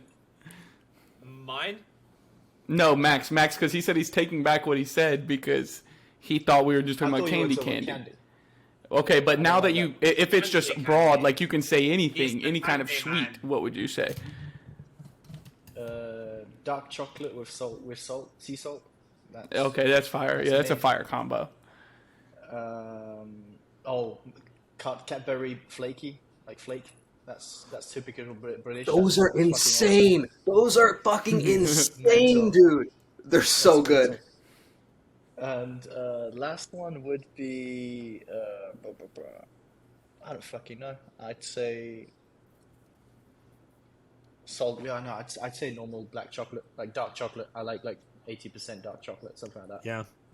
I think dark chocolate is like super fire with like coffee, like an afternoon coffee and chocolate. I feel like it's really good. Try it with whiskey and you'll thank me. Or no, maybe don't. Your liver will suffer. Dude, I gotta get like brown liquors. Really, just fucking irk my soul. Hard. I need to. Dude, it's just rough. Dude, it's fucking hard. It's hard. Both. Like I'll drink it. Like, if there's like multiple. Yeah, like I'm like a not a brown liquor type of person, but if there's like a bunch of people drink it and like I get offered it, like I will drink it, but like it's not gonna be like I'm gonna go to the bar and get like a fucking like neat whiskey or like a neat bourbon. Like there's no shot. You know what I mean? Like that's not what I'm getting off the rip at all. Yeah, man. But it's I don't know. It's good. It's good though. It's good. It warm. Try it. I mean, I mean, no, it's not good. I'm getting Jub. You live like up the coast, right? Like somewhere up there. Yeah, I'm in New York. I'm up there. Yeah. Are you upstate or just like in New York? That's in New York. That's a really complicated question because when you're in the city, I'm upstate, but I went to school like by the Canadian border, and I'd go over there and I'd be like, "Hey, yeah, I'm from upstate New York," and they're like, "Where? Like Albany or north?" And I was like, "No, like, north of the city." They're like, "Bro, we're upstate now. You ain't from upstate." Yeah. Okay. So maybe my whole point in this is that like, I feel like dark liquors are very like warming, and I feel like you both Jub and Max live somewhere where it gets pretty cold pretty quickly. So I feel like it's a, if I lived in Switzerland or in New York, I'd probably drink like brown liquors in the wintertime if I did, because I feel like it would be very warm. But here in North Carolina, where in the summer it gets like 110, I'm not gonna sip one of those in the middle of the afternoon and feel like I'm gonna die because it's so fucking hot. That's when you drink in the summer. You drink tequila though. That's the whole. I've been drinking tequila since I was 18 because I drank it like one night and it was really bad. And I will never drink it again. Oh yeah. I'm getting flashbacks with tequila. Yeah. Tequila was always like that one liquor that like when I was like 17, 18, I would drink with my friends and it always just got like really bad really quickly. Like it was just like a couple shots and I would like not remember anything. I honestly prefer tequila against like vodka or bourbon or whiskey. And gold tequila? Ugh, fuck, that's awful. I think now the biggest craze is mezcal. Everybody's drinking mezcal at the point. I'm on the fence with it. I like it sometimes. I don't like it all the time. But mezcal is being that kind of like the hipster, bougie tequila for people that can afford it. Kind of thing. Max looks like a hipster. I'll agree to that. I will say my favorite vodka is Belvedere, which I think is Polish. Belvedere. Let me look. Mr. Fucking fancy over here. Holy shit. Yeah. I drink it on occasions. I have like a really tall bottle, and sip it on like occasions. Nobody asked me my favorite candy. Oh no, yeah, dude. I'm a Tito's guy. Like if it's just normal everyday activities, it's Tito's every day. It's like $20 a bottle. I don't care. Mitch goes, "No one asked me," and then gets up and just doesn't say anything. Dude, this is what I missed. I haven't been on the podcast in 3 weeks, and these are the things that I miss. I miss this shit. Or when he just turns it. Left, we see the Smirnoff bottle in the back, just hanging out there, just chilling. Yeah. And he's got like a blankie. Gotta get cute. Comfy because you guys make me feel unwelcomed on my own podcast. Do I get the rope? All right, give us your top three. Give us your top three, please. So the people have waited, but the people have been asking. My top candy is the Reese's. Take 5. Okay. That's dense. I feel like it's really dense, and I don't like that. Yeah, that can I think almost Max be is looking this up. Max, it's like a Reese's, but in a candy bar, and it's got other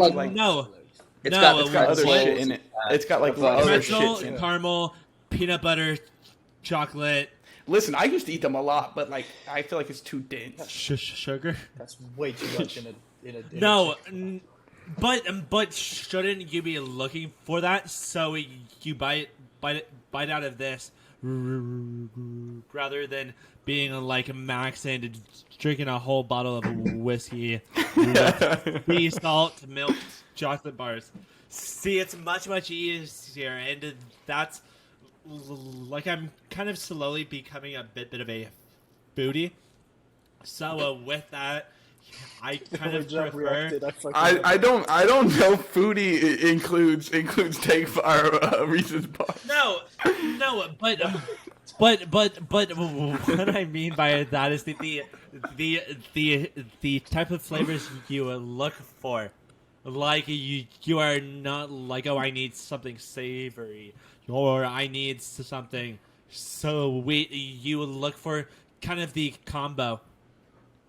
I love this, like, right? I love the idea of people calling themselves foodies. I don't know why, but it always makes me giggle. Like, as someone, because, you know, like, you work in the kitchen, you don't call yourself a foodie, even though you understand and develop your palate and, like, learn how to combine flavors, you never call yourself a foodie.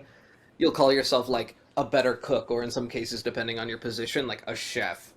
But, like, foodie is, like, I don't know. It always tickles me, that line. I'll say foodie is a definition for someone that likes to eat but doesn't want to say I'm overeating every day. That's just kind of flavor it. Yeah, that's fair. It's like, fair. It's my 5th meal today, but I'm trying because I'm a foodie. It's like, I'm a foodie. You're eating because you're bored. Taco Bell is not a foodie. Sorry, Joe. Sorry, stutter. So what's the second one? Yeah, Mitch. I think your first one flopped. We jumped on the first one. I wasn't even laughing that hard until I looked over at Jub, and Jub was dying, and then that's why I started laughing, because of Jub. It doesn't even matter anymore, guys. I blame Jub. Blame Jub for your problems. Then I like those Minto gummies or Lifesaver gummies. Those are good.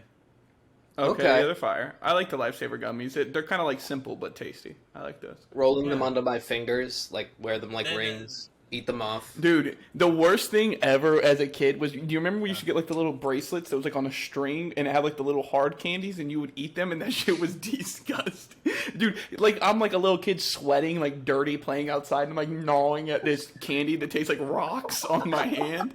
I was talking about this to my wife the other day and I was like, that is so unsanitary. Like, why the fuck did we used to do that? That's so gross.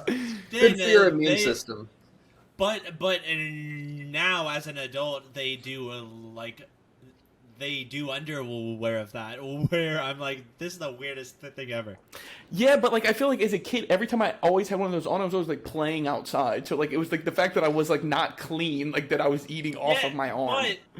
But you think you are clean when you are wearing candy underwear? I don't care how. I would at least shower first. Hot take, I'm putting my mouth there anyway, so, like, candy's fine. Number 3, candy underwear whenever me and Gum are hanging out. Wow. Jub, that was a fire take. I'm not going to lie to you. I was just about to say we finally know why COVID didn't exist back then. It was because we had a better immune system, but I guess you taught me with that one, Jub. Hey, Jump, let you know. Where did you buy these underwears? This kind of leads us to our next topic, which is what is a weird food combo that you enjoy? Oh, I have a good one. Max? Let's hear it, Max. You take it away. Take it away. So you do pickled onions, with red onion, ideally. Toast, preferably white bread, peanut butter, and pickled onions. Try it. Somehow I put it together in my head before you even said pickled onions. I was like, someone's gonna say pickles and peanut butter, and I'm gonna be that's what I was waiting for. As soon as you said pickle, I thought peanut butter, but I didn't think on bread. But maybe that's like you mixing your heritage of beans on toast and then something else that you like, which is weird. No, beans on toast. Try it. Thank me later. Oh, that's fucking weird. To be honest, I don't even think beans on toast is weird. Because it's like you mix beans and but doesn't it make the toast really like soggy? Too different, dude. You go to Subway, get a sandwich in 30 seconds. I don't get Subway is like bottom tier sub. I will never eat. No, Subway. It's not. I was gonna say, do I go to Subway? Dude, I'd rather go to like a local sandwich shop or like somewhere that's like Jersey Mike's. That shit's gonna be soggy in the first 30 seconds, man. Well, it depends. Like if you get like oils and shit on it, maybe. But anyways, we're getting distracted on beans on toast. Bread is not built to hold itself together. I think if I can find someone that'll pickle some onions for me, because I don't know how, nor will I want to, I'll try it. Well, I'm trying to think. This is literally my topic, and I don't have an answer. I have an answer. So he's gonna say candy. Some candied underwear. Take 5. Ribeye. You get some candy underwear. Just joking. Wrap that shit up. No. Like a burrito. Put it on him. Put the ribeye in Jub's mouth. Joking. This is getting a little weird. But so you cook up a sweet potato like you would a baked potato. Then you get like some type of sirloin, some ribeye. Then you get the sweet potato. You kind of like cover the top of the meat with it, and then you put blue cheese on it. Blue cheese is a fucking mistake. I'll say that. Blue cheese is always like a no-go for me. Like anything with blue cheese. I really liked you this entire podcast, but until you said blue cheese is a fucking This is why Jub is my man. I'm buying another hopper after this. This man Jub always has good takes. Good takes come from Jub every time. Blue cheese is the shit. Blue cheese definitely is. Max probably makes his own blue cheese. What I think it is that Jub and Big T, rather than eating blue cheese, all they eat is dinosaur chicken and nuggets all day. But wait, I'm not talking about the American style blue cheese. I'm talking about the proper, nice French Italian blue cheese. What's the difference? What's the difference? On their side of the world, they don't have ranch, which is a travesty in and of itself. I never had mayo. I don't know if it's mayo. That's what I'm saying, and you don't know what you're missing out on until you dunk a buffalo wing and like just drip the ranch off of it. Oh, I hit my mic. Drip the ranch off of it. I actually want to try that. Like if you said to me, dude, I will send you a bottle like to your office. Like if you tell me, I will literally mail it to you. No, I'll come to Texas. I have to try the buffalo. Oh, don't come to Texas. Texas is a mid state. Come to the Carolinas. That's where you want to be. Texas is mid. I'm not getting in that battle of what is a better state than the other. I know it's a very political thing with you guys in the US. You can come with Banjo and I, so I'm getting a damn. Jesus Christ! Don't go to San Antonio, but I think you got one yesterday too. Me? Yeah. You were like in the middle of stream and you're just like, kids be getting snatched up all over the place, huh? And then put your dude, it is always in San Antonio, Texas. Always. Dude. Yeah, I live 7 hours away from there. this guy must be going fucking 200 miles per hour to be in Dallas already. Oh, holy shit. But listen to my hot take. Listen to my food take really quick. No. Fuck. Shut up. You don't dip a buffalo wing in ranch. You dip it in blue cheese, and it tastes much, much better. Jub has worked in a kitchen, and Jub is agreeing with me, so I'll take Jub on this one. Jub eats the dinosaur chicken nuggets stuff. You're damn right. Yeah. If it ain't broke, don't fix it.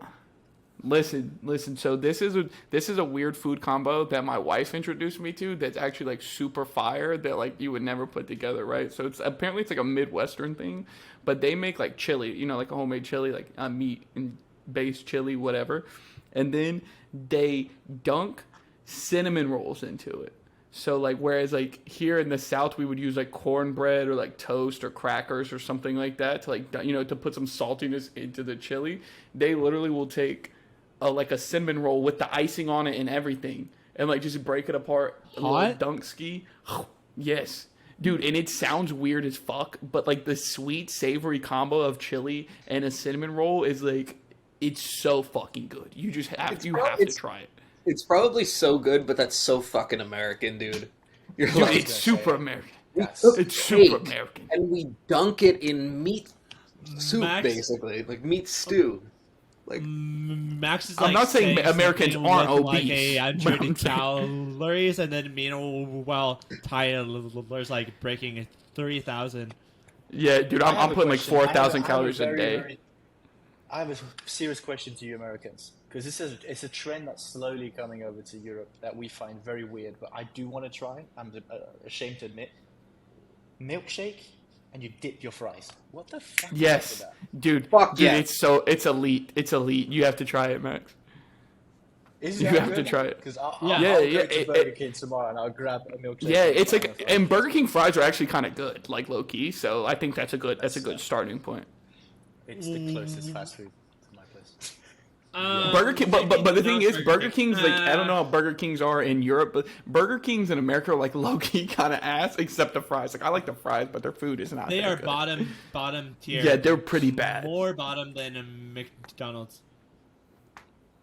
Yeah, the video I saw about the guy kind of getting excited about it, he had like a bacon milkshake on top of it. So you had a bacon milkshake with fries dipped in it. You have bacon milkshakes? Like, what the fuck? No, not us. It was some guy, random guy in the US that I saw a video. Oh yeah, that's an American. Yeah, that sounds kind of like USy, so that's cool. That is something I'd like to try again. We have a Wendy's over here, and people are always like, "Dude, the Baconator is so good." I have gotten it a single time, and it's fucking terrible. Get the triple. Triple Baconator. Triple, or you can get the Son of Baconator. This section is sponsored by Wendy's. You can get the Son of Baconator, which is like it's the Whopper Jr. equivalent, and so it's like a smaller burger, but it's like still, more bacon than a human should eat in like a week. Let me ask you guys this: Do you guys find yourselves tending to like? If you really like something like a certain type of, not even a certain type of food, like a certain food Tyler, from a certain place. Tyler, yeah. Pause. So, something happened and Max's device is not capable to record. So, are we not recording? What's going on there? Max is here. I can see him. Can you hear us? Yes, but I'm telling you what's going on the production side. It says Max 25 devices not. Well, just Discord DM him. I'm gonna pee really quick and grab a drink, and then we'll continue. And we are live again. Welcome back, guys. Welcome to episode 15.5. More so like 15.9, but let's get through a couple more topics. So, Max, Jub, what is y'all's worst habit, and why don't you quit doing it? Putting the boys on the spot. What do y'all suck at, and why? No. Jub is sucking the vape, and that's his bad habit. Yep. Like literally vaping. Vegas really screwed me over with that because I was like, I was having a good time. and I was down to like 1% nicotine for a really long time.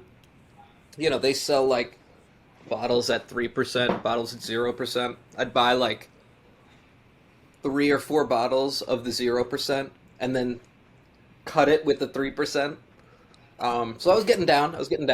And then I went to Vegas, and one of my mods pulled up and was like, "Oh, I got all these free vapes. You want these free vapes?" And I was like, "I want those free vapes." And so those were 5%. So now, you know, I got my 5. If you're on like 3 or like 2 and you just go back to 5, that shit rips. So yeah, that shit's rough. And so I'm I'm in the process of getting myself back down to 3, then getting myself back to 1, and then eventually working my way down to 0. But I did smoke cigarettes for like 8 years, so it's been a long time coming. Yeah. Yeah, I remember when me and Jubba were hanging out in Vegas, and Jubba like he gave me as a vape, and he's like, "Dude, do you want to hit?" Because if you vape, you cannot not share. Keep in mind, I don't vape, so I vaped when my ex and I broke up, and I bought a pack of cigarettes back when I worked at Amazon because the job sucked. but then a job like passed it to me. I did the tiniest hit. I'm like, he's like, "This is terrible. Why'd you do this to me, Jubby?" Yeah, but you definitely didn't ask to hit it. I definitely was like, "Here, do this. Do it, pussy." And I'm like, "Yes, Job." Yes, Job. But yeah, I vaped for like 6 years though, so I'm glad I don't anymore. But I still like want to, like all the time. Like I'll still get the urge, and I'll still like if we're out drinking and like one of my friends has ones, like I'll hit it. Or like if one of my friends has like a cigarette and we're out drinking, like it's to me like now like nicotine's more of like a social thing. Like I won't do it at home, but like if I'm out and that's what I'm working towards. I mean that's my thing with cigarettes now. Like in Vegas, sure, I'll buy like a pack of smokes and I'll be at the bar drinking and smoking, and that's fun. But like, you know, in normal life, the only time I'll ever have a cigarette, like, I got a buddy who plays bass in a band, and every month they play a show at this same venue, and their drummer is a cigarette smoker. And so, you know, maybe once a month, once every other month, I'll pull up to their show, and we'll be outside together, I'll be hitting my vape, he'll be hitting his cigarette, and then he'll offer me one. And sometimes I'll say yes, but, like, you know, that part is definitely out of my ritual. Yeah. Max, what is your biggest flaw? It was worst habit, not biggest flaw. Jesus. He's gonna finish. He's gonna finish that bottle tonight. No, to me, I'd say whiskey, because I kind of associated whiskey with de-stressing, and my past job was very stressful. So it kind of, without really realizing, I was taking like a glass or 2 a day. You know, when you come back from work, you de-stress, and I have sleep problems, so it was kind of like mellowing me out a bit. So I kind of got in a habit very quickly of, and you forget that it's hard liquor. You know, beer is okay, I guess, even though it's not the best, but you're still drinking some whiskey, hard liquor. So I'd say whiskey, I try to dial it down by a lot. So it's definitely a risky one. I'd say that would be a habit I'm trying to kick off a bit. I'll be honest. Yeah, my biggest thing with like these type of vices, whether it be smoking, doing weed, doing any type of drug, and drinking, is it costs too much money. I thought something really wisdom was gonna come, like something really powerful. Yeah. I thought it was gonna be like it's detrimental to my life ambitions, and he's like, "Nah, it's expensive, man. Fuck that." See, keep in mind, like, 2 of my jobs I make no money with, and then my other job I make like $500 per week, which isn't the most. It's not the least, but because of that, to then balance like drinking, doing weed, on top of that, doing the weed doesn't make doing a sense. weed. You know, doing a weed like me and my young folks friends do. We do a weed together. You know how those kids do when they get together. They pull out the bombs and they They're smoke injecting their weed into themselves. Smoking the devil's lettuce. Exactly. And then they're like, sheesh, I'm doing the weeds. I'm smoking right now. Next they're injecting heroin in their veins. Oh, that vape hits so good. Sheesh. But no, it is like when I used to vape, like I vape for like 6 years, and like at the height, bro, like it is expensive. I'd probably spend like a good vape's like $20-$30, and I'd go through like one a week. So that's like what, $100-$120 a month just on like vapes that like I just throw out in the trash. How much is a pack of cigarettes in US? A pack of cigarettes like $6. Like $7. No. Okay. 6, 7. If you're like in New York where Jub lives, it's incredibly expensive. In the South, it's like $6-$7. When I quit, I was spending $11 per pack.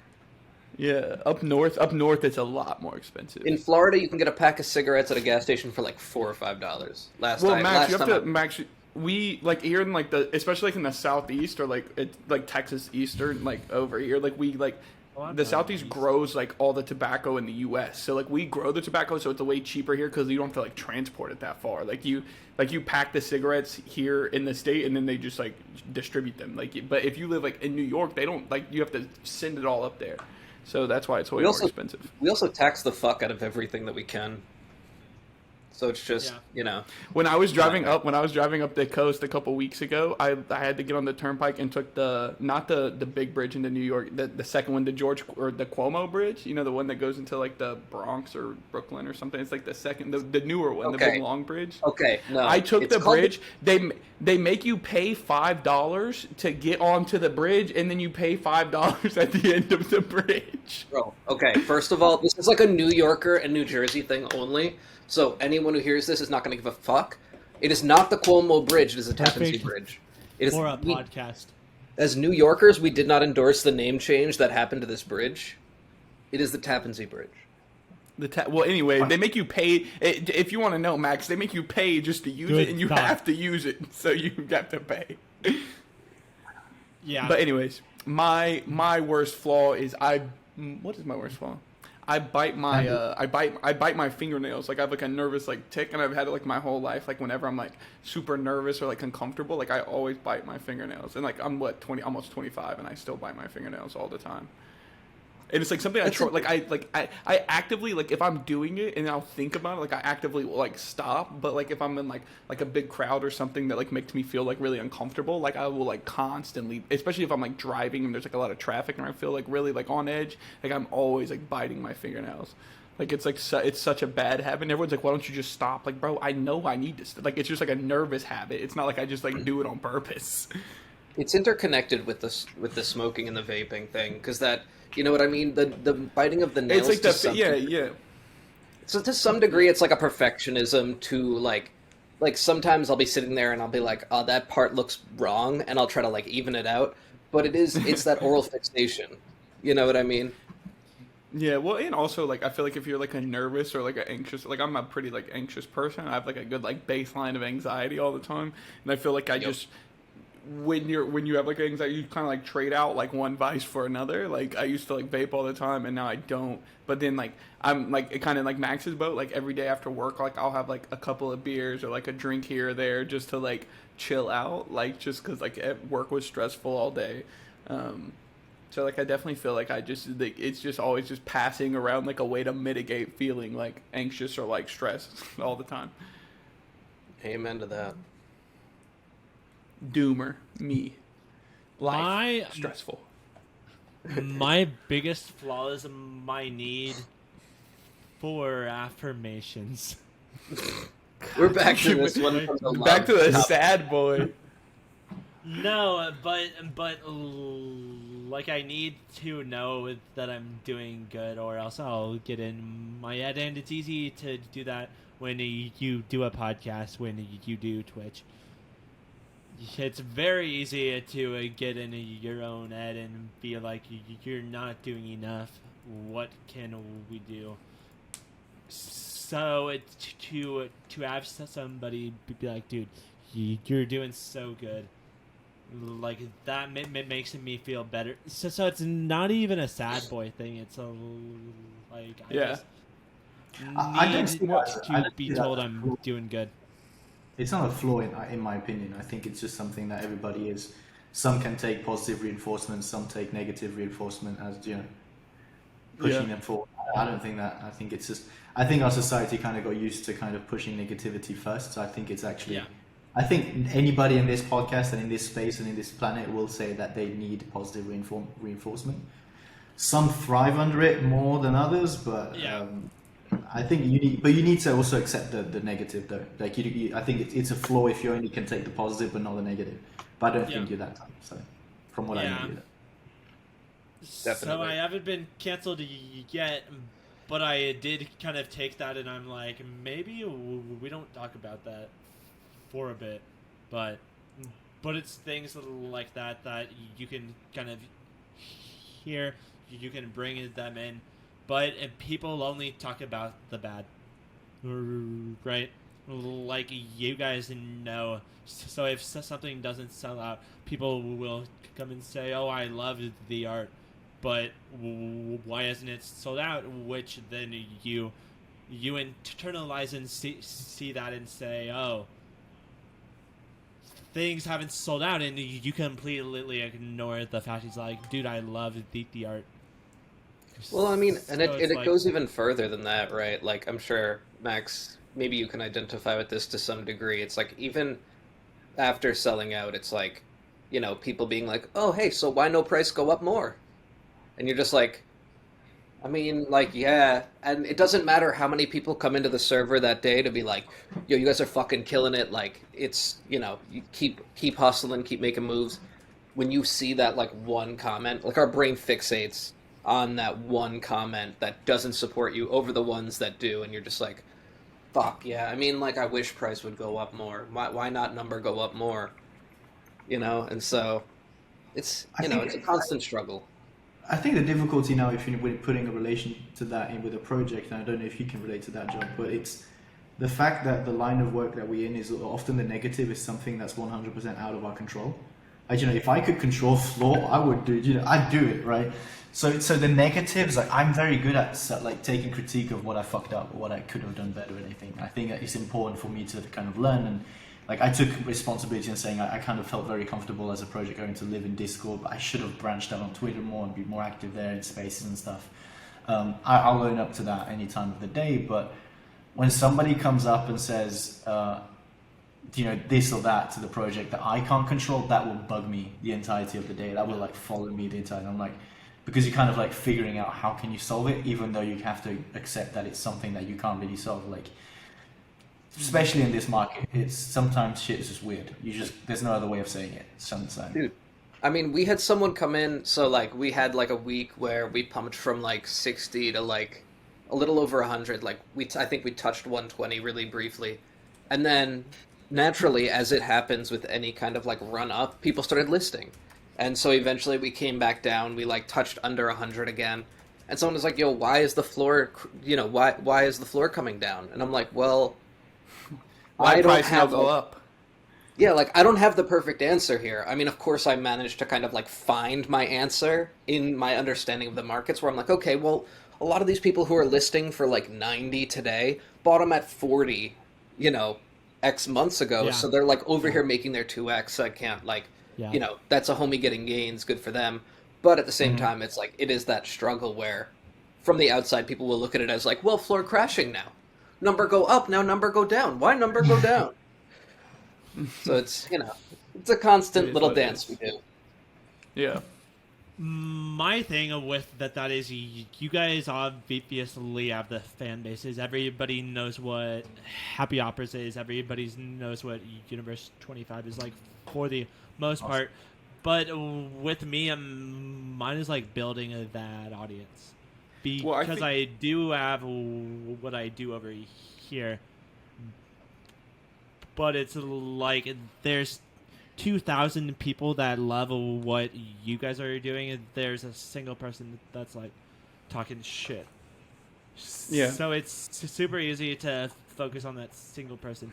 But my thing is, like, am I doing enough to build those 2,000 fans? Yeah, but that you have to honestly. Go ahead. No, I was just gonna say, like, I was reading a thing earlier this week that's like, it's kind of like how like we as like humans, like our brains work, and like how the fact that like they use like the example like you smoke cigarettes or like smoke vapes or like drink or whatever, and like for like 90% of like the longevity of that, like you see no consequences, right? Like you only see the effects of that like when you're like older, like you might get like cancer if you've smoked for like 40 years or something like that. But for like the run up to it, like you don't see any like results from that. And so it's like you don't realize the negative results for 90% of like the longevity of doing something. And the same thing is like we realize that, right? Like if you smoke one cigarette, you're not going to die, but like if you do it a long time, you might. And then it's like the same, like our brains just don't like allow us to think of that way, like on the inverse. Like you go to the gym one time and you get like a good pump in, and you like look in the mirror like, why no big now? Like why no muscles? You know what I mean? And then it's just like it's easy to get down on yourself because you like are expecting some sort of like immediate like satisfaction or gratification from something that you're passionate about. But like just as like we know that like, you know, negative consequences come like 90% after you've done this thing for like a long time, then the same thing with like sometimes like, you know, positive like things come like after like a long period of like doing something that you're like passionate about. You know, you don't go to the gym once and get swole. So like I think it's important to take that like into like other areas of like owning a project or like, you know, streaming, things like that. Like, you know, you don't see like that gratification overnight oftentimes. Also, it's like, I think it shouldn't go without saying that like most people who are out here like creating content, you know, are either have been doing it for a long fucking time or are in the place that we're in, right? Like I'm putting in this phrasing, I'm putting like, you know, my Twitter space in line with, you know, this podcast. There are more people who watch an episode of the podcast than listen to Hopper House, you know, after a week after it's released, more often than not. And so for like all that shit you were saying, like, oh, 2000, this, that, and the other, I'm still out here continuing to build like a content rollout system, and you guys are out here outpacing me. So there's like power in like taking victories where you get them at the same time. And I mean, I'm not going to be, you know, like a shillin' villain Twitter space. I'm never going to have 900 people listening to me. But it's because I'm like, one, I haven't been doing it for very long, and two, it's not the kind of content that those 900 people are interested in seeing. And so I'll build that fan base of people who actually want to hear what I have to say about a given topic, and I'll just keep doing it until they tell their friends to tune in this week, and then that person gets involved as well. Shillin' Villain was just in some hot water drama the past couple days. Bro, I love that shit so much. I love it. Dude, I love the Twitter drama more than anything, dude. I fucking eat it up. Like, what, Drama Boys got drama? Like, that's not news. Bro, this right, bro. Me and my boy Jub are just like on party. Y'all line up on so many things, and I'm not sure if you guys know like how much you will line up yet, but you guys should like talk politics, talk about next pod. We talk about the destruction of the Roman Empire, a fan favorite of mine and Jub's. Well, anyways, let's change topics. Scott is like, I'm gonna move locations again. Give me a sec. You are all a good job. We'll just ask it. Yeah, if you had to be an animal for a week, what would you be? Didn't I have this question already? Oh no, what animal could I punch? Which is probably one of my top 3 favorite topics of like any of our podcasts. I love that topic. I think my favorite. I think I would be a bird. Even though Mitch hates birds, I think being a bird would be cool because you could fly around and see a bunch of cool shit. So I'd be a bird for a week. Yeah. And then I'd go grab you by your wings and go fucking break you, motherfucker. Get fucked up, bitch. Max. I'd be a fish, whale shark. I like diving. Okay. Anything deep down under there, I want to see what's deeper down in the ocean. I'd say. Okay. Cliche, but I'd like to. Max likes to go deep. Hey, Max is always deep. Which I'm the boring guy. I haven't fucking candy. I haven't ever had ranch. I never smoked a cigarette in my life. I'm telling you, bro. Hit me in the DMs. I will send you a bottle of ranch. we'll send you ranch, cigarettes, and a milkshake to dip your fries in. The American package. Yeah, the American package. Yeah. The American dream. That's what we could call it. So And a Mountain Dew. Be a rabbit. Rabbit. Why? Why? Because there's a motto when like people like have sex a ton that they say, "Oh, you've been fucking like a rabbit." So I knew it was coming. The moment you said there's a saying, I was like, Yeah. so I'm not saying that as a human being I'd like to fuck rabbits, but say I turned into a rabbit, I'm obviously going to have. So I didn't give my fun the fact. same species. I did give my fun fact one before, but now I have one. You know that the intercourse with a rabbit takes between 6 and 10 seconds. Perfect. Sounds normal. That sounds like the average. I'm completely on target. But then I could go from a rabbit babe to a rabbit babe to Lola the rabbit to like. Jesus Christ. What? And if I was a big enough bird, like a falcon, I would just swoop down and eat you.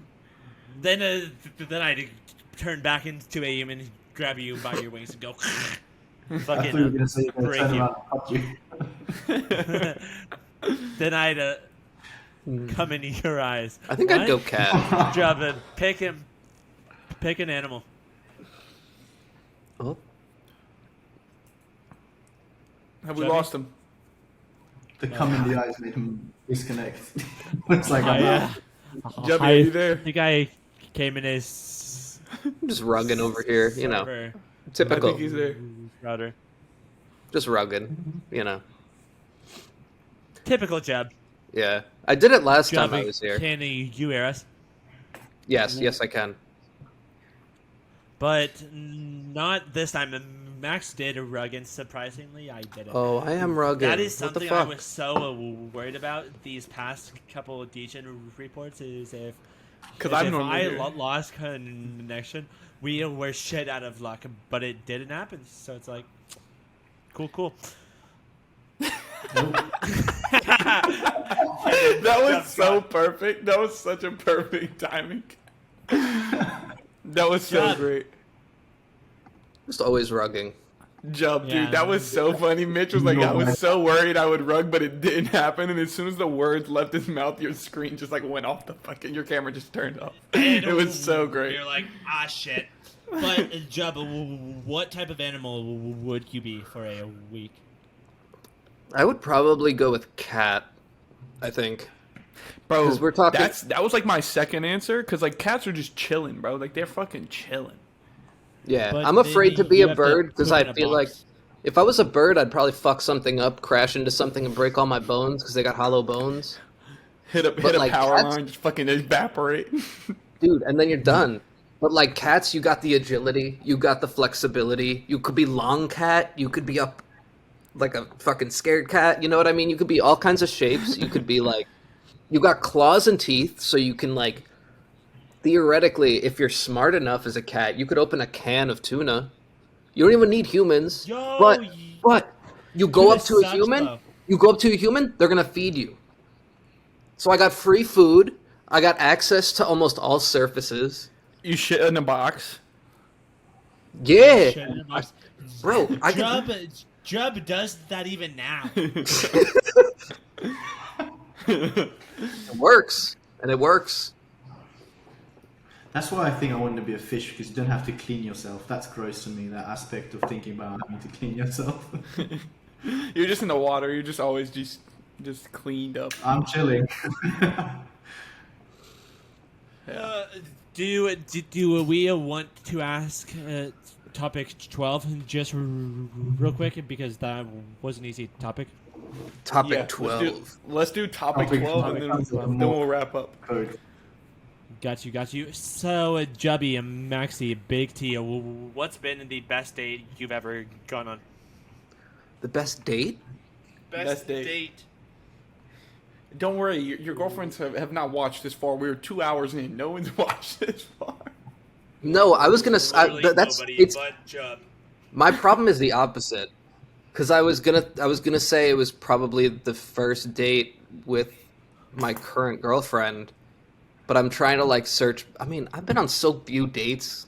You know what I mean? Like, dude, I will tell you mine. My girlfriend, or not my girlfriend, my now wife, when she was my girlfriend, she like planned out like this picnic, like basically like hired this company, right? So we're going to like some park, as like a big sunflower field in the park.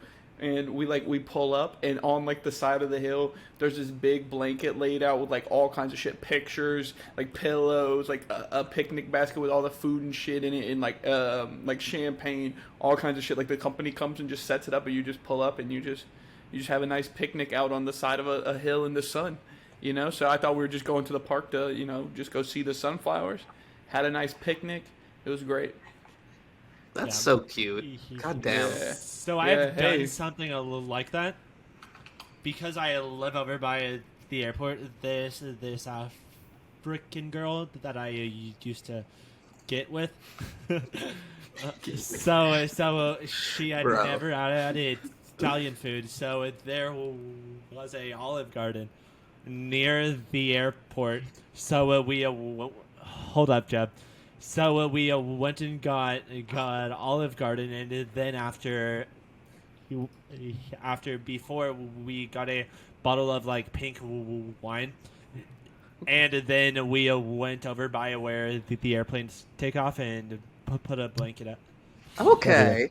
Okay, you kind of tied it together at the end. I mean, introducing her to Italian food by giving her Olive Garden probably isn't elite, but anyway. Yeah, not fair. bro. But you know I'm a baller on a budget. Like I've got to buy some happy hoppers and some. Guys, this is gonna be the funniest thing ever. I just have to throw this in while I'm thinking about it, and then we'll continue on with the topic. I was on the phone with Mitch the other day, and he was in the grocery store, and I was like, "What the fuck are you doing?" He was like, "I have to buy beef. What are these numbers?" I was like, "What? Like 80-20, like 93-7? Like what do you mean?" I was like, "That's the amount of fat in it. Like what are you buying this for anyway?" He goes, "I got Hamburger Helper, but I didn't know like you had to buy the meat separately." I was like, "Did you think that the ground beef came in the box on the shelf and you just warmed it up in the box?" So you had to go. He's like, "I wanted a good cheap dinner, but now I'm kind of upset because it's not cheap anymore after I have to buy this ground beef." Bro, you gotta add meat to that powder. Dude, I was like, "Did you not think it was in the box?" Like, what the fuck? So I went and bought Hamburger Helper, and then I went home. And I was showing my mom, and she's like, "You are a fucking idiot, Mitchell. You need fucking hamburger meat with this. Like, why didn't you use your brain at all here? What would you do without us?" And I was like, "I'd eat Hamburger Helper without any hamburger." Just pasta and noodles. Yeah. Just bow tie noodles. Yeah, but... Anyways, continuing on with the topic, I just thought that was great to mention. That's awesome. That's a refined palate right there. Yeah. What can I say? I'm a foodie. Full circle. He's a foodie. You know what? I'm gonna expose this girl that I'm seeing with one of these details to some degree, but so food is like very important to me, obviously, as a living entity and organism. But like, so there have been dates that I've been on where like I've gotten upset. I got upset with a girl on a first date once because she refused to eat the clove of garlic out of the olive oil at the restaurant, because they'd give you like roasted garlic olive oil and bread at the start. And I immediately... Huh? Good guy, Jeb. I immediately... I was like, hey, 2 cloves of garlic in there, 2 of us, let's go. And so, like, you know, I scooped the clove of garlic out, ate it, was like, oh, so good. And I was like, are you going to have yours? And she said no. Immediately I docked points for her. So that's the pre-story for the story I'm going to tell. Jeb, that is because she wanted action and she didn't want to smell like garlic, dude. Yeah, I don't kiss on the first date. I'm a nice boy, so she didn't know that at the time though. But so I went on a first date with the current girl that I'm dating currently. And so we went out to dinner. I do more than kiss on the first date. Hey, we know how he's you roll, a rabbit. buddy. Yeah, he's a rabbit. Don't forget. So immediately, green flag. She orders as much food as I do, eats it. We go down the road. There's like a little park. We go on a little walk, a little like nature walk, a little hike thing.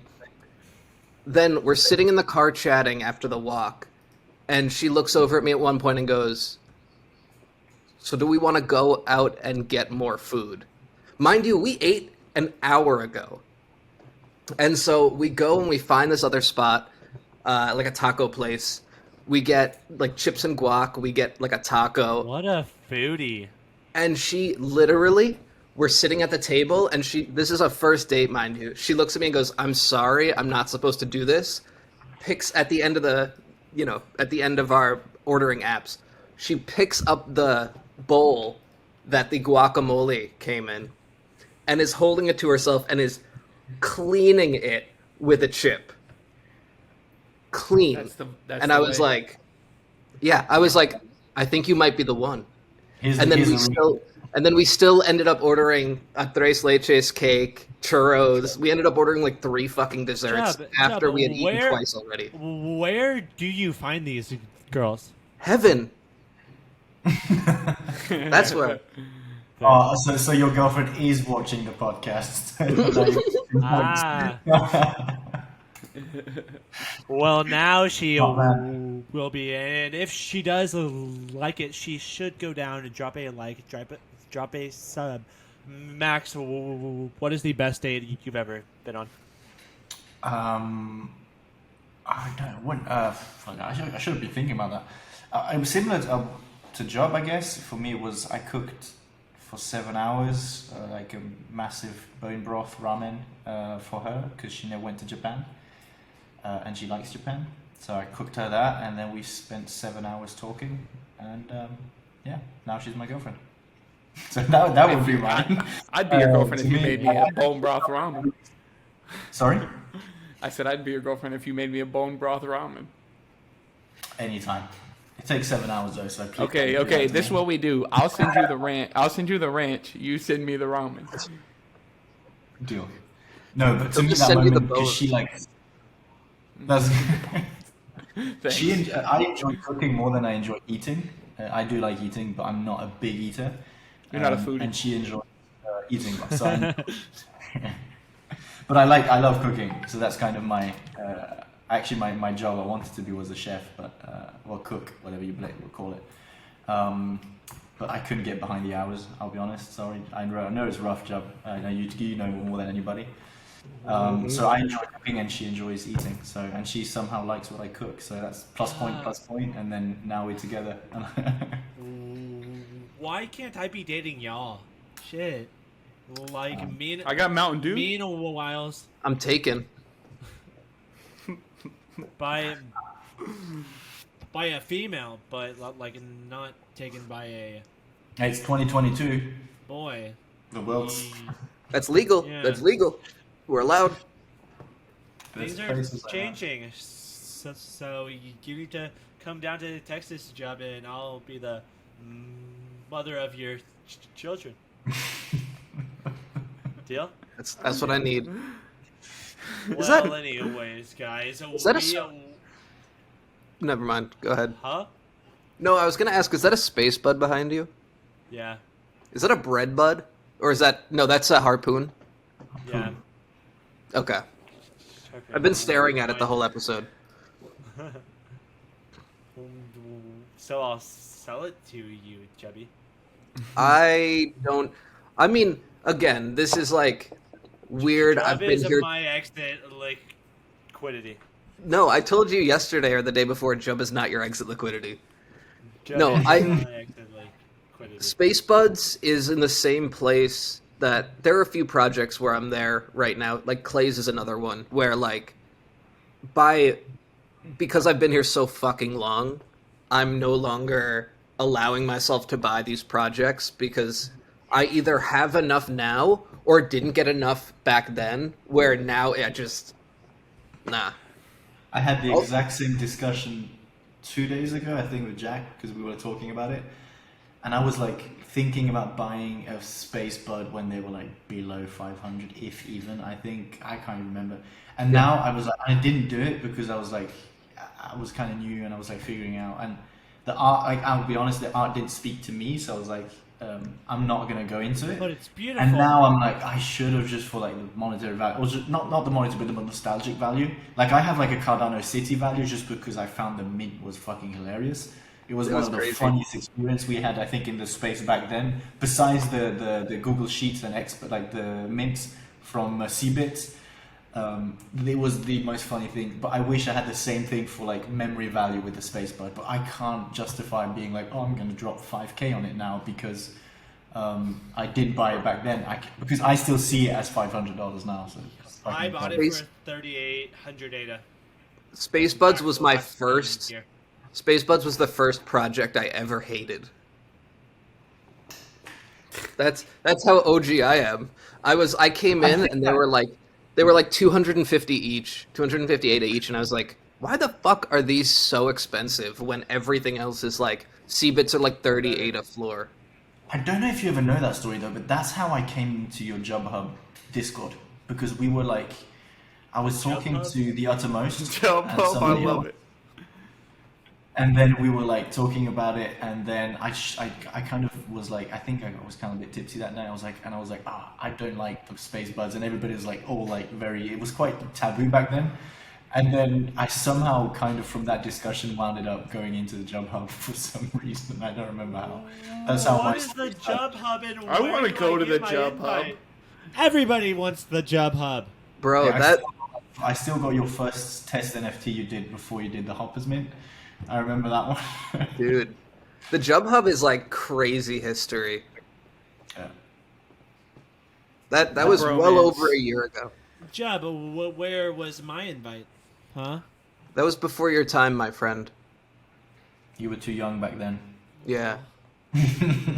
I don't even know if you were really in the NFT Cardano community. Like, when was this?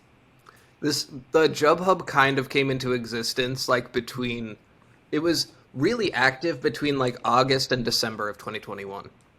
Yeah. I joined the end of August, I think.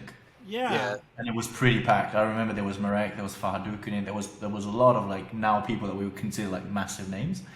Back then we were like it was quite a fun play. I know Marek was posting like almost daily in there, just talking about, oh, did you see this project? And he was the one that he shilled in your Discord. He shilled cats and doodles, like early stages on ETH. Yo, yeah. And I honestly, I still look to him for like as someone who knows what's good on ETH. Like he's. I got to meet him at CNFTCon, dude. Holy shit! It was so cool meeting him. Yeah, I'm still upset I didn't make it there. Well, guys, Well, I do love learning about the Job Hub and the history of Job and all of his hubs. It's been about 2 hours and 30 minutes, so we should kind of end it there. My hub, my hub, my hub. Job's lovely, Lady hub. lovely Cardano NFT hub. Check it out. But anyways, guys, do you guys have any final words? Anything y'all would like to pimp out? Yeah. You both have collections coming up, do you not? Do you? Yeah. I hate shilling. I like hate shilling my own project because like let it speak for itself. You know, explore it if you like it, check it out. If you don't like it, maybe show it to a friend who might, or don't. I mean, you know, if you don't like it, at least retweet. Thank you. Yeah. So, do you have a Cardano NFT project, Judd? Oh, yeah, I do. Yeah. Where might people find that Cardano NFT? Just go to happyhoppers.club. That's our website. That'll bring you to our JPEG store page through certain links. It's got our hop paper. It's got a link to our Discord on there as well. Fantastic website. Not just because it's mine, but it is like my favorite website in Cardano NFTs. Telfire is sick. Yeah. Actually. Nice. Yeah. He's wild. Go on, Jeb. No, he's just super talented. And I feel like Max might also have a NFT of project he's fond of. Yeah, I'm an underdog. I usually get when somebody see me joining Discord, everybody just throws the "who the fuck is that guy" meme. I'm a little bit of an underdog in the space, but no, we are obviously with Universe. Go on universe25.io. I'd just say one hint is stick around next week for the lore drop. You won't want to miss that. We have something sneaky happening, so make sure to not miss that. And if you guys unlock that achievement, something fun will happen. So join our Discord, have fun. For people waiting for leaks, you've drank a bunch of whiskey so far. When is Euphoria dropping, Max? When? Mitch, you can't just mint him. We have, yeah, no, I can't do that. The win I can't do because there's you'll see. Follow next week and it'll be worth it. Yeah. Got it. So anyways, guys, I got one more thing. We just showed a teaser. So the day that this is recorded, we just had a teaser drop through Angel Baby Hit Squad. We're the next airdropper, and if you own an Angel Baby, make sure that you have your wallets linked to an ADA address, and you will get some free udon art for just holding those little baby angel babies. Perfect. And we also do love what Fettuccine is doing over there. So the pasta man. Maybe go buy a angel baby yourself. But anyways, guys, it's been 2 hours and 30 minutes. We should end it here. So if you guys haven't made it this far, we'd love if you went down and dropped a sub, maybe a follow, maybe a like. We will drop both the websites down there, as well as their Twitters. So make sure to go by there if you do love the art. Go on JPEG, look it up. You guys know how to do that. And we will see you on the next episode of the Degen Report. Bye, Goodbye. Guys.